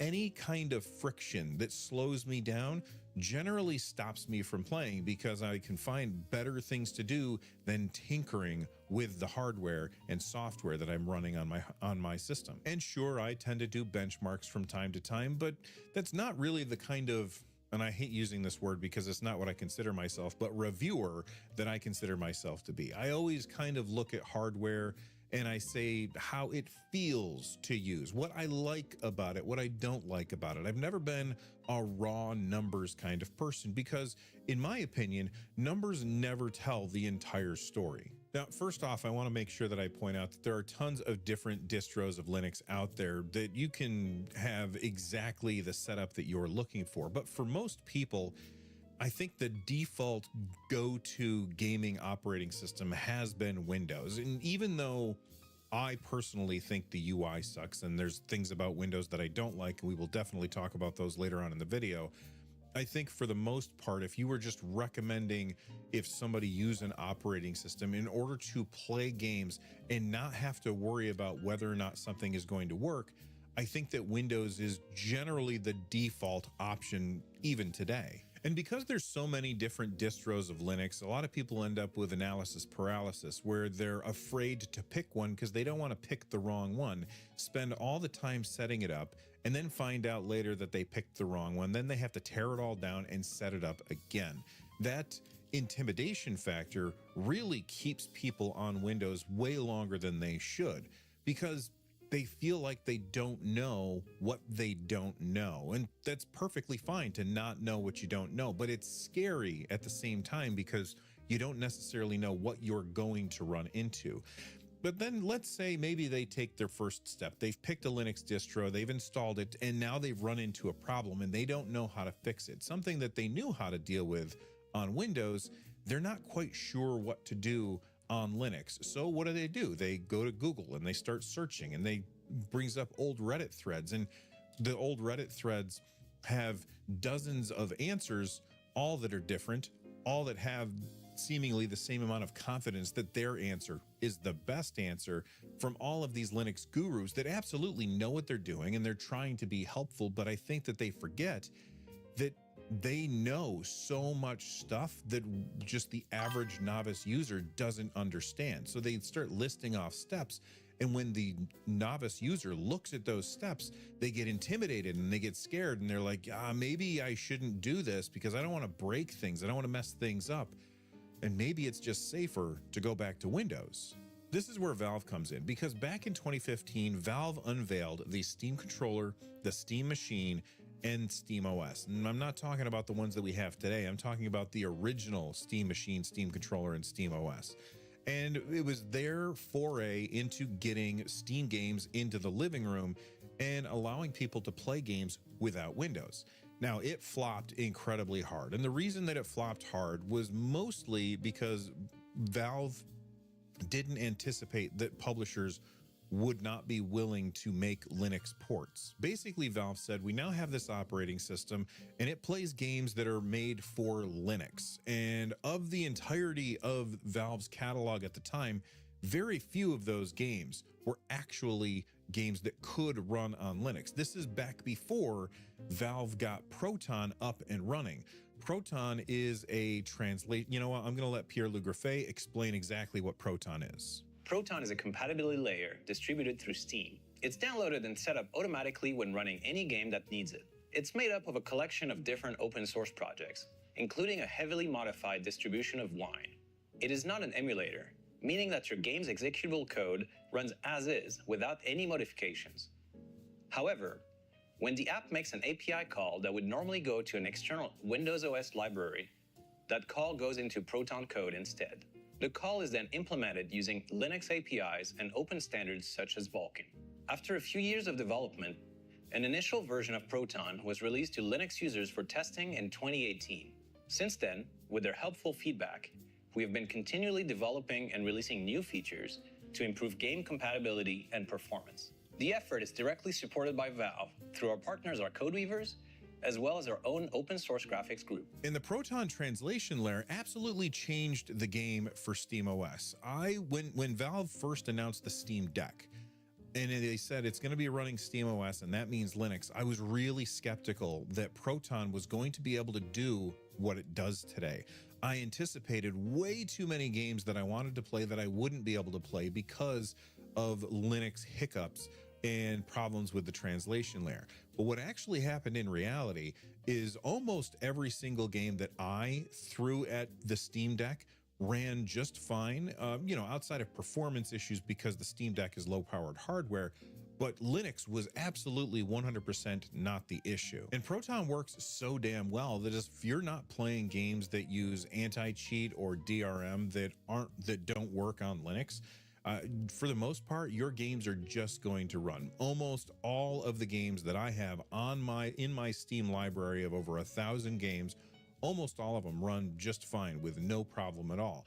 So much so that now my main gaming rig is a Linux operating system device. I don't use Windows to play games anymore. Valve's distro of Linux, SteamOS, is a lot different than other distros, and that's because it's what is called immutable. Essentially, it can't be changed by the end user. There's very little customization that you can do, and that's actually a really good thing for somebody taking their first step into the world of Linux. To most tinkerers, this sounds like a really bad thing because they don't have control over what their system can do. They're the kind of users that tend to tinker until something breaks, which is a perfectly valid way to use your computer. Back when I was younger, I would tinker with them until it stopped working, and then I would try and find a solution. And once I found the solution, then I had learned something new and I knew what to do the next times I ran into a problem like that. So then I would repeat the whole process over again and tinker until it broke again, find the solution, rinse and repeat. However, these days I really like the idea that I can't screw up the operating system. No matter what I do to it, it's always going to just boot up for me because it is immutable and it cannot be changed by me. It's like a little security blanket that allows me to feel confident then I can go in and change a few things and my system is still going to work when I'm done with it. Now, most people have been using Windows for long enough that they already know how to fix most problems that arise, which is why people are not super excited about transitioning to a different operating system. So let's talk about why somebody might actually be ready to move away from Windows in towards Linux. And number one, I think it has to do with performance. Windows is this house of cards built on top of a house of cards built on top of a house of cards, and it has all of this legacy code behind that is there in order to support all of the things that people have been doing on Windows for decades. It's hard for a company the size of Microsoft to change directions very quickly without leaving a bunch of users behind. And leaving a bunch of users behind is inevitably going to tick those users off, and then they're going to leave Windows entirely. So I understand why Windows has to change very, very slowly. It's, I'm sure that you've heard this analogy before. It's like a giant oil tanker trying to change directions where somebody smaller and more agile can change directions at the speed of a speedboat then. But because of all of this legacy code and the inefficiencies in Windows, it leads to performance hits that you don't really need. And when you do a direct comparison between games running on Linux to games running on Windows, what really shocked me was the fact that the games running on Linux tended to run a few frames faster. It's not a huge amount, but it's definitely better. And that is something that I did not expect. Back when Valve first announced the Steam Deck, I expected that games running on Linux would run a few frames per second slower on Linux because they have to go through this translation layer. But that's because it's not actually emulating Windows. It's just changing the API calls over to Linux API calls as they're needed. It's not rewriting code in real time, so you don't actually get that performance decrease that you expected. When you combine this with the fact that Linux distros, especially SteamOS, are so much thinner and lighter than what we have on Windows. It just makes the games run better. And you don't have to take my word for it. There are tons of other videos out there from people who do really intense benchmarking stuff, comparing the exact same hardware running Windows and running Linux. And what they found is that Linux generally tends to run the games better. I even did a comparison video, which I will leave linked down below. Although I will say I'm not the benchmark guy. Like I said earlier, I'm more of a subjective reviewer instead of an objective reviewer. Another reason that people are looking to get away from Windows is Windows has been making a lot of moves lately that have felt kind of creepy. You look at things like Windows Recall, where Windows is constantly taking screenshots of your desktop in order to save information for later. Now, of course, they're doing this in order to be helpful to you, but I don't trust Microsoft to protect my data the way that it needs to be protected if you're constantly screenshotting my desktop without asking me to. That kind of thing feels wrong. And then you combine the fact that Microsoft just keeps on injecting ads into my Windows experience. Windows, which I paid for, you buy a PC, part of that cost is that you are buying Windows. And then you've got this thing that you've paid for, and they're constantly advertising to you, collecting telemetry on how you use your machine and sending all of that information back to their servers so that they can use it to train AI for something. Now, maybe they're not using it to train AI, but I don't know if they are. And if I don't know that they are, then I'm going to assume that they are. And it just makes me really not trust what they're doing. And because that trust feels like it's being broken, and no amount of complaining seems to get Microsoft's real attention on this, I feel like people are looking for an off-ramp, a way to get away from using Windows, because really their machine is something that they're only using for video games and they don't need anything else on it.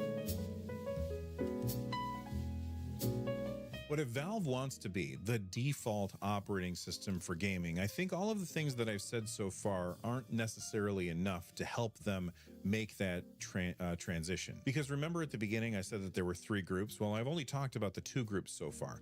The third group, those are the console gamers, the people who only play games on a console. They want to buy a box, they want to put it under their desk, they want to put it under their TV, turn it on and play games and never have to think about what they're doing. This is why the user interface for SteamOS is so important. When you turn on a SteamOS device, it does not boot to the desktop. It boots directly into gaming mode, which is exactly what it should do because it is a gaming focused machine. It is just for playing games. And putting all of that extra stuff out of your way so you never have to look at it unless you want to is a really important thing to do.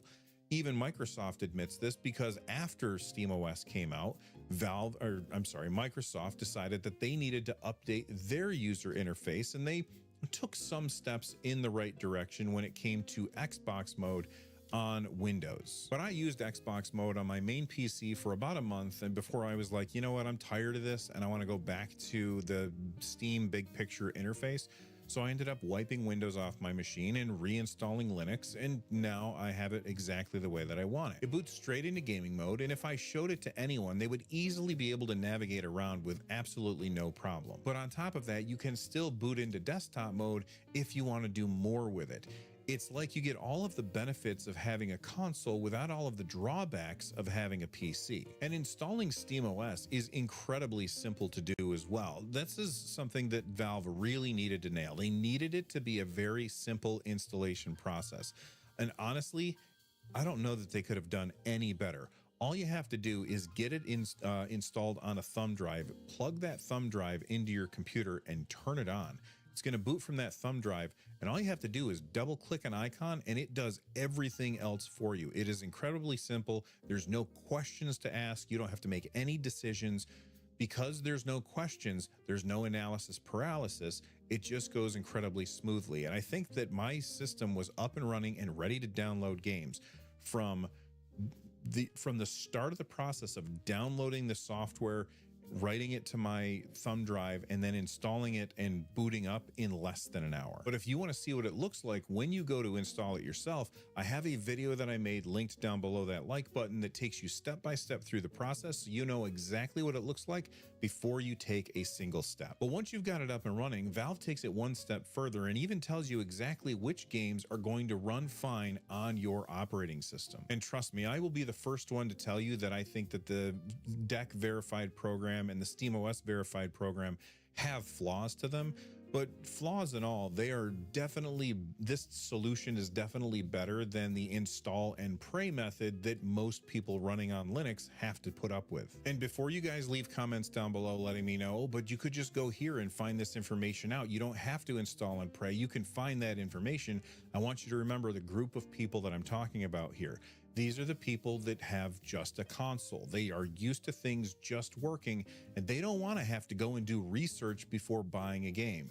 They just want to look at a trailer, see if the game is going to work on their system without leaving their system, and hit buy, and then be able to play it without having to think about it. They aren't interested in tinkering. They want plug and play, not install and pray. That is the silver bullet when it comes to SteamOS. And of course, there's going to be people who main Windows and they like Windows, and for them, it feels like I'm talking about a problem that doesn't really exist or a solution in search of a problem. But for them, I would say go back to the beginning when I was talking about, you know, performance and privacy issues and all of the advertising that's happening on Windows. And I would say also, we're talking about a group of people that just want to play their games on a TV, not at a desk. This means that the UI has to have support for a controller first experience. And while Microsoft has absolutely made steps in the right direction when it comes to the Xbox mode on Windows, it still has a long way to go when you compare it to how it feels to use SteamOS when you are playing a game on a computer. Earlier, I talked about how getting help when things go wrong on Linux is kind of a pain in the ass. Well, the thing that makes SteamOS different is Valve has a vested interest in making sure that they support SteamOS for a really long time. By giving that support, it makes the people who are Linux novices, like myself included, the ability to feel like, okay, if I do this and I do run into a problem, at least I can call tech support and get somebody to help me, instead of going to Reddit posts and trying to comb through all of this old information that might be outdated or outright wrong. And the reason why Valve is going to be supporting SteamOS for a long time to come is because the whole reason they made SteamOS in order to help them sell games. This is why they made the Steam hardware as well, the Steam Frame, the Steam Machine, the Steam Deck, all of those and SteamOS. They're there by all accounts to help them sell games. And I think it's working. I know personally that I started buying more games on Steam after I got my Steam Deck. And now that I have my Steam machine that I built, not the real one, but the one that I built and installed SteamOS on, now that I've got that as my main way to play games, almost everything I buy is on PC. And if it's on PC, then I'm buying it from Steam. From the time that Valve announced SteamOS 3.0 to today, where it is now basically installable on anything that runs AMD GPUs, it took them 4 years to get here. But now that they're here, it feels like we're at a final, a real crossing road. It's not the final step. They still have a long way to go. I think NVIDIA support would be a huge step towards making SteamOS or Linux the gaming operating system instead of Windows. But these days, as long as you have an AMD build, you can install SteamOS without very much previous knowledge ahead of time at all. And now that they're here, it gives end users that aren't necessarily tech savvy a good way to step off the Windows train and use their hardware without Copilot tracking every move that they make. And as an added bonus, the more that people use it, the more that they're going to learn about how Linux works. And then eventually, maybe they will start taking steps off of SteamOS and into other Linux distros that allow them to do more customization. But I think what's really important here is that Valve gives us the first stepping stone to take that step away from Windows and into Linux without all of the scary things that come along with it. And as an added bonus, as people use it, then start to learn more about how Linux works, they have any number of more customizable distros that they can try. But if they want to stay where it feels safe, they have SteamOS. The online discourse, and let's be honest, the backlash against what PlayStation has announced of no more physical media is being felt all throughout the internet and potentially the world. It's breaking news, not just in our little bubble, but it's mainstream news on TV, and rightfully so, because this is PlayStation saying that you own nothing. They're positioning the PlayStation 6 as a machine that you will buy, and then you will only be able to buy games from them, except the games you buy you do not own in the slightest. They can take those games away from you whenever they want for any reason, including things like user bans. And since they would control everything, the prices would be higher, there would be no competition, and you would have no control and no ownership. And I'm sorry, but I choose to own my games. So to me, this won't fly. And it seems that it doesn't fly for most people. I mean, we've got well-known comedians that are taking a swing at explaining this. We have French politicians, and you know it's bad when politicians believe that they can take advantage of this. We have Hideo Kojima's tweets from 2021 coming back to haunt us. And we even have Domino's Pizza UK, which I guess go off Domino's. And despite that, there's plenty of people out there saying that actually this is good, that the outrage towards this is performative, that people don't actually care about physical media, and that we were already living in an all-digital future. And the amount of misunderstandings that exist about what ownership is, including of digital goods, is baffling to me. And I think we need to make those things clear because this is a critical moment in the history of video games. We've seen it happen before. PlayStation has backed off some of their crazy ideas in the past just because of public outcry. They lost the PS3 generation due to hubris and overpricing that console, just like Xbox lost the Xbox One generation because of their DRM on disc policies. And eventually, both of them answered to us, to the customer, and did what we asked of them. Because it is so important more than ever to repeat that they are nothing without us. They need us to exist. But among the latest news and headlines, we also have IGN reporting that this might already be irreversible. That PlayStation has taken steps already into this digital future, gutting half of an entire production facility for discs and repurposing it for micro lenses. That what is happening here is too big of a change for them to backpedal now. And so as the news is breaking and more places are covering the fact that maybe there's nothing to be done, I want to stand here and say that there is plenty that we can do. There's more to this than the articles online claim. Doesn't matter which articles, except this one by Polygon saying that Red Dead Redemption 2 is actually terrible. Are you okay, Polygon? What shouldn't you be talking about the PlayStation? Whatever. And we might not be able to change PlayStation's mind this time around. But despite what they want for us, to create an environment where we have no control and no choice, we have a choice. And we have a way to fight back. So today I want to talk about digital ownership, about why you have alternatives and why, if we make enough noise, this is going to hurt their bottom line much more than they think. Because there is absolutely zero benefits, zero good things here for customers moving forward. So we either need to stop supporting this or find alternatives that we are okay with. So hi, I'm Mug, and if you're new here, welcome. And if you're not new here, welcome back. You're looking fantastic. I really do think that today. In the face of adversity, we rise up, and I can see it on you, that's for sure. I want to thank you guys for the support on the recent videos. They mean the world. And also, Ironside Computers, the new channel partner, they are also super happy with your overwhelming support. So thank you for that as well. If you like the video at any point, hit the like button because that helps it spread.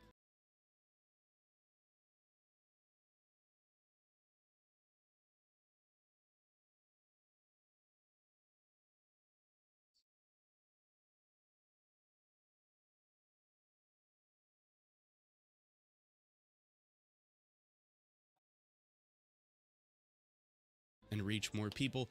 And if you like what I do here, don't subscribe yet. Make sure that what I do is worth it and I earn that subscription. Let's talk about it. Now look, a lot of what this video is talking about the things that people misunderstand and are trying to make us believe. There is a lot of confusion about how harmful this is. Partially, this is constructed in a way to still be easy to understand for you to send to that one friend that really doesn't get it. And the first point that I want to tackle are people saying that if we're going to boycott PlayStation for no physical media and no ownership of our games, we should also boycott PC games, right? Because those are all digital at this point. No, not at all.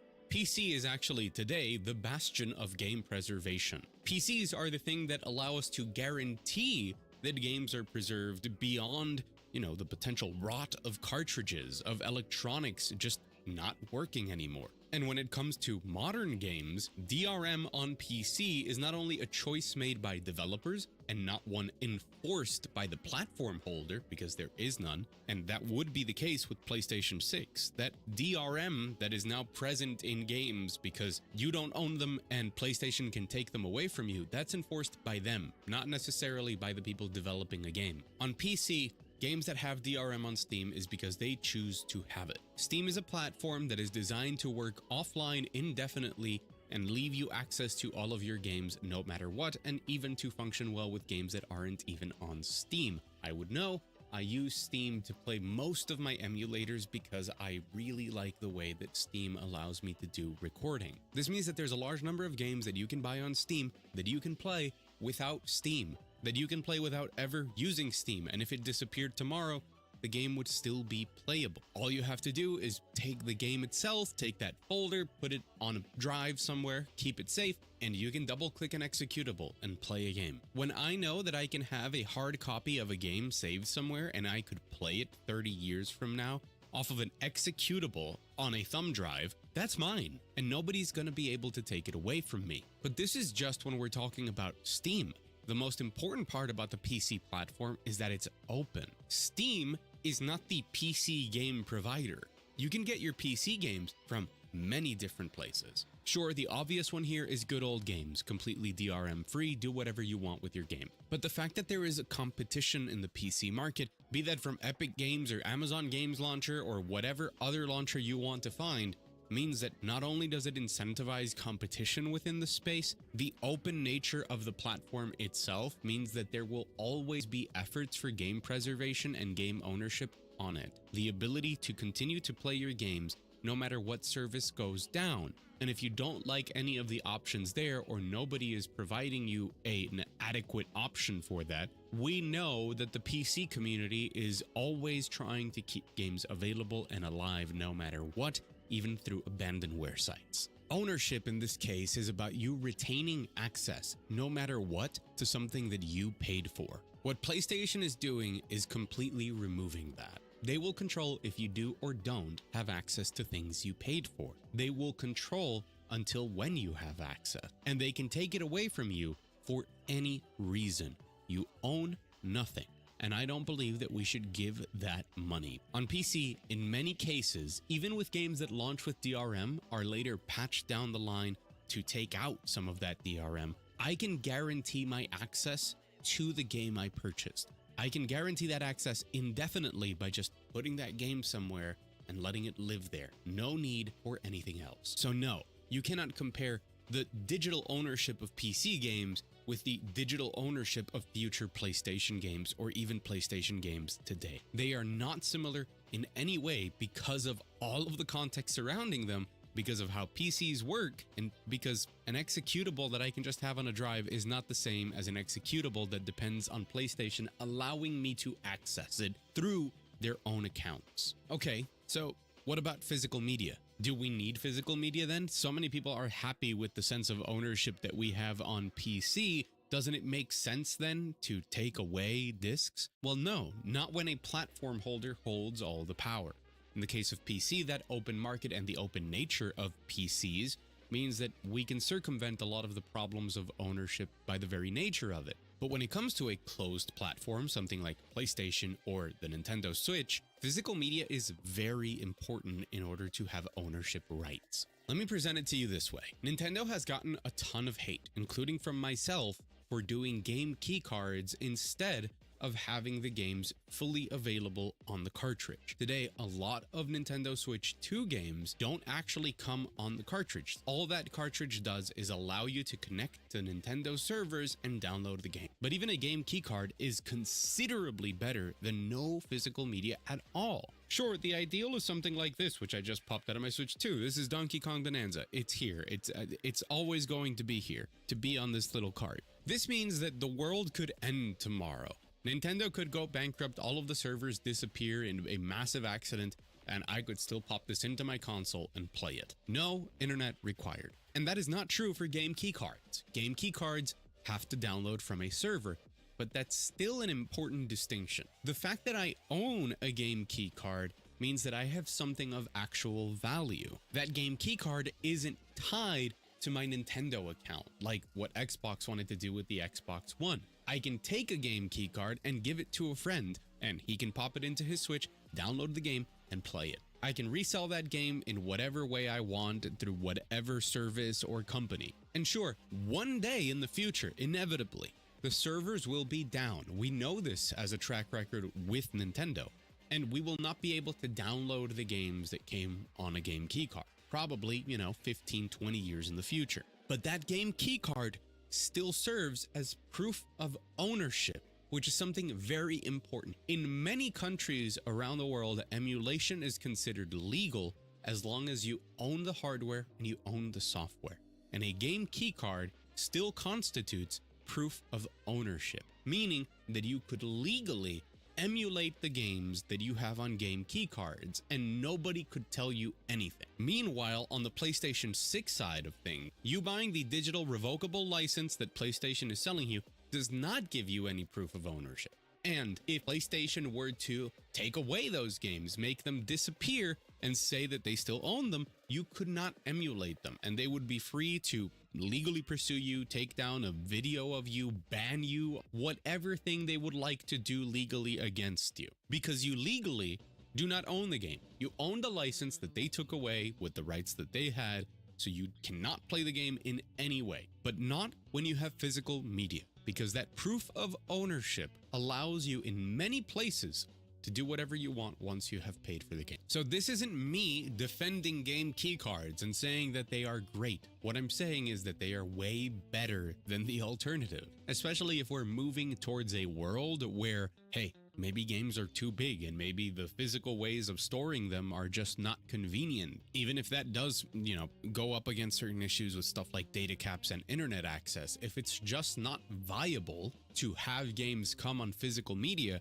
the idea of a physical key that gives you access to them is still a way to circumvent a lot of the problems with digital rights and ownership, because by having a physical key, you have proof of ownership, and that gives you as a customer a ton of rights that disappear as soon as everything is digital. Obviously, the other big problem is the walled garden. And you see, not only can I resell my Nintendo Switch 2 game keycards, but I can buy them from wherever I want. And very often, especially today, as the prices of things are completely out of control, I will find deals on games from competing retailers. At the moment, despite the fact that Nintendo, well, they say they made the digital games cheaper, what they actually did was raise the price of physical. So a lot of upcoming games from Nintendo are $70 digital and $80 physical. So you have to pay a premium for those physical benefits. But because retailers want to compete, many of them are offering those physical editions of the game for the same price as digital at the same $70 price point. And that physical version of the game still has those extra points of value. Not to mention that I did applaud Nintendo when they did announce it for the Switch 2, the digital card system that allows you to lend games within your family group. That is miles better than what their competition is doing in the console space. But my point here is that since it's not looking likely that we will have important political reform regarding customers' right to digital ownership, a very easy way to circumvent this problem is to at least offer physical keys. Not keys as in a piece of paper that you put into the stupid PlayStation Store. No, something that you insert into a machine or that a machine reads with a scanner, whatever you want, that confirms that you own this title, and it automatically, without needing any other validation, downloads that to the console and allows you to play it. There's a lot of benefits to that system, and in many ways, for as much as we dislike the changes, the game keycard system is way more forward-thinking and customer-centric than just taking it all away like PlayStation is doing. A premature thing that we are just not legally prepared for. But as I was mentioning, with price competitions, there will be none. The price will be dictated by PlayStation. Developers and publishers will have to go through them to put their games on sale, to lower their price, or to vie for good positioning of them on the store. And they will make money by charging publishers for banners on the PlayStation Store. They will make a lot of money by controlling everything end to end, compared to you having the choice of going to whatever retailer you prefer in order to buy a game. Even if that game were to come on physical media, like a game keycard that doesn't actually hold the game, it's still important for that competition to exist. And that competition, that resale market, that ability to lend games to people is more important today than it has ever been. The general economy is not okay. A lot of people are struggling. A lot of people can't make ends meet. A lot of people can't pay rent. And for a lot of people, video games mean a heck of a lot. The ability for the things that you buy to have value and for you to be able to resell them or buy them used at a discount, to lend them to a friend in order for you to maybe even potentially buy a game among friends to split the cost, and then all of you play it at different turns. These solutions to economic problems that have always been there don't suddenly disappear just because PlayStation says that they want it to be all digital. People are struggling, but they still deserve to be happy and to play games. We as humans have a right to be happy, brother. And if to be happy, we play video games, if that's the poison we choose to escape sometimes the horrible parts of life, we should get to do that on our own terms and in a way that fits our budgets. That's why these options have always been there. When I was a kid, my family was not wealthy. We were not doing well financially. Not as bad as we've had it later on, but definitely not doing well either. But ever since I was a kid, my cousins gave me their hand-me-down consoles and games. I don't remember a point in my life where I wasn't playing video games. From the point of where I have memory, I have owned a Sega Genesis that my cousin gave me. Not just a Sega Genesis, but a stack of physical games. From there, as new consoles came out, new game generations happened, I would continue to get their games. I would get an N64 with another huge stack of games. I would get a PS1 with a huge binder of pirated games. And this allowed me to explore video games. This was, to me, I realize now, an embarrassment of riches, thanks to the generosity of my cousins. From hand-me-down cartridges to those pirated PS1 games, I had probably hundreds of games. And I would spend evenings after school looking through that PS1 binder, looking at games that were mislabeled and diving headfirst into crazy RPGs that I didn't know what I was even playing.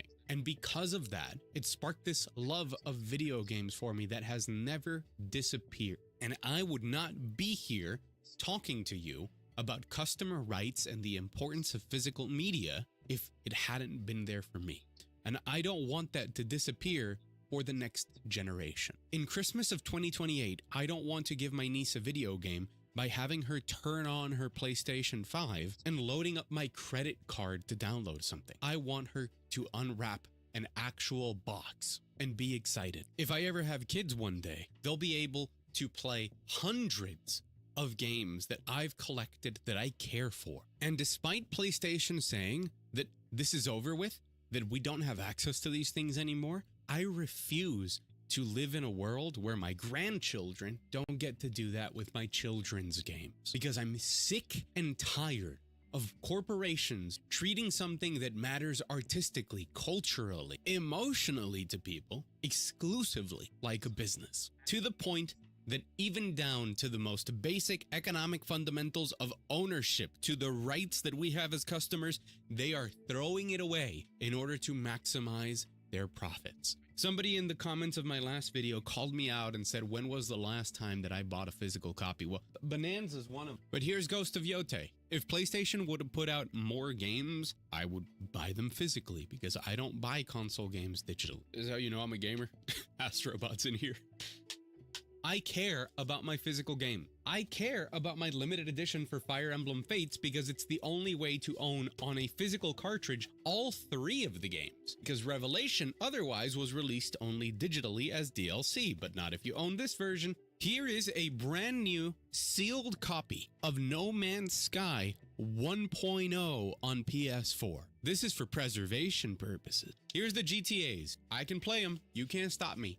I own them. And just like that, I own hundreds of games that I have carefully, meticulously set up around my house, organized in alphabetical order because I care about this. And it's not wrong for me to care. We are allowed to care for things, to think they're important. We are allowed to want things and to be opposed when things we want disappear. So to me, this is very simple. We as customers have to demand right now digital ownership rights, change in legislation that clearly indicates what we own and what we don't own, and that pressures companies like PlayStation to rewrite what it means to sell a license and to make it revocable, or revocable if you prefer. I don't really care. And since that's very unlikely to happen, we demand some sort of physical alternative. I'm not saying we need a disc with the game fully loaded in at this point. I understand that at this point that ship might have sailed. That ship might have sailed already with video games that don't even come playable on the disc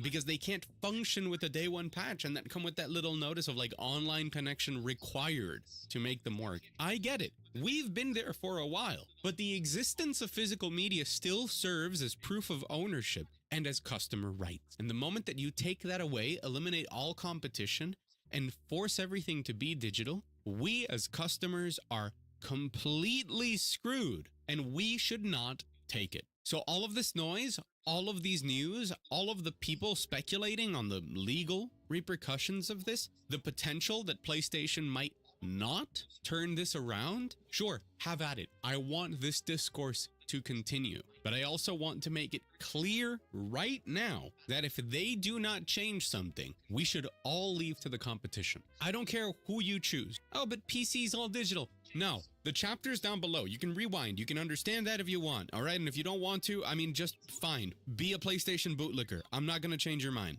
but go elsewhere, anywhere else that gives you what you want. Take a hard stance on this. And my commitment to this is very simple. I will cover PlayStation games as long as they release them physically. The moment that stops, I will not. The moment that stops, so do I. If none of this changes, and hopefully, thankfully, thanks to you, this channel is still around with me talking about games and reviewing video games come 2028. I will not buy a PlayStation 6 and I will not cover anything on it. I'll cover the news and talk trash about it and continue to fight it until I physically can, but I will not be buying a PlayStation 6. It's that simple. I'll keep championing PC games and indie games, and as long as Nintendo offers me physical media, and as long as Xbox, whatever that dumpster fire is, with their ideas of digitizing your physical games or whatever, as long as they give me paths to ownership, I will cover that as well, which I mean seems kind of inevitable because they're just making a PC. But PlayStation will be dead to me. And I say this as a person that easily owns over 200 physical PS4 games. But I'm done. I'm done with their bullshit. I'm done with them skewing the numbers of how many people play digital in order to make it look like this is the logical decision, them ignoring the fact that it's not a fair fight when you don't compare between the physical sold and digital sold of the same game. They're just comparing total digital, which includes games that were never sold physically. They don't separate that between live service games and single player stories. All they want is to justify a move that is way too aggressive and that needs to be punished immediately by a complete shift in the market. Don't let go of the things you care about. Don't let go of the things you believe in. It's okay to want to own things, and don't let them tell you otherwise. And to me, this is very simple. I'm going to choose to own my games, no matter what. So I've been mugged. Thank you so much for watching, and if this video was informative, helpful, if it does serve as some sort of explainer to that one friend of yours that keeps saying, but PCs are just the same thing, I'm very happy that it helped. Consider leaving a like, that's always helpful. Maybe here by the end of the video, I've earned your subscription. That would be really cool. An extra special thanks to all the people on the wall. There's a ton of you, a ton of new people up there. The wall keeps growing, but these are the people who directly support me either on Patreon or here on YouTube through memberships, and I am eternally grateful for that support. Thank you so much. But most important of all, just go out there, play a good video game, man. And don't let them tell you what you deserve, because you're the customer and you deserve what you ask for. And as always, I'll see you again very soon.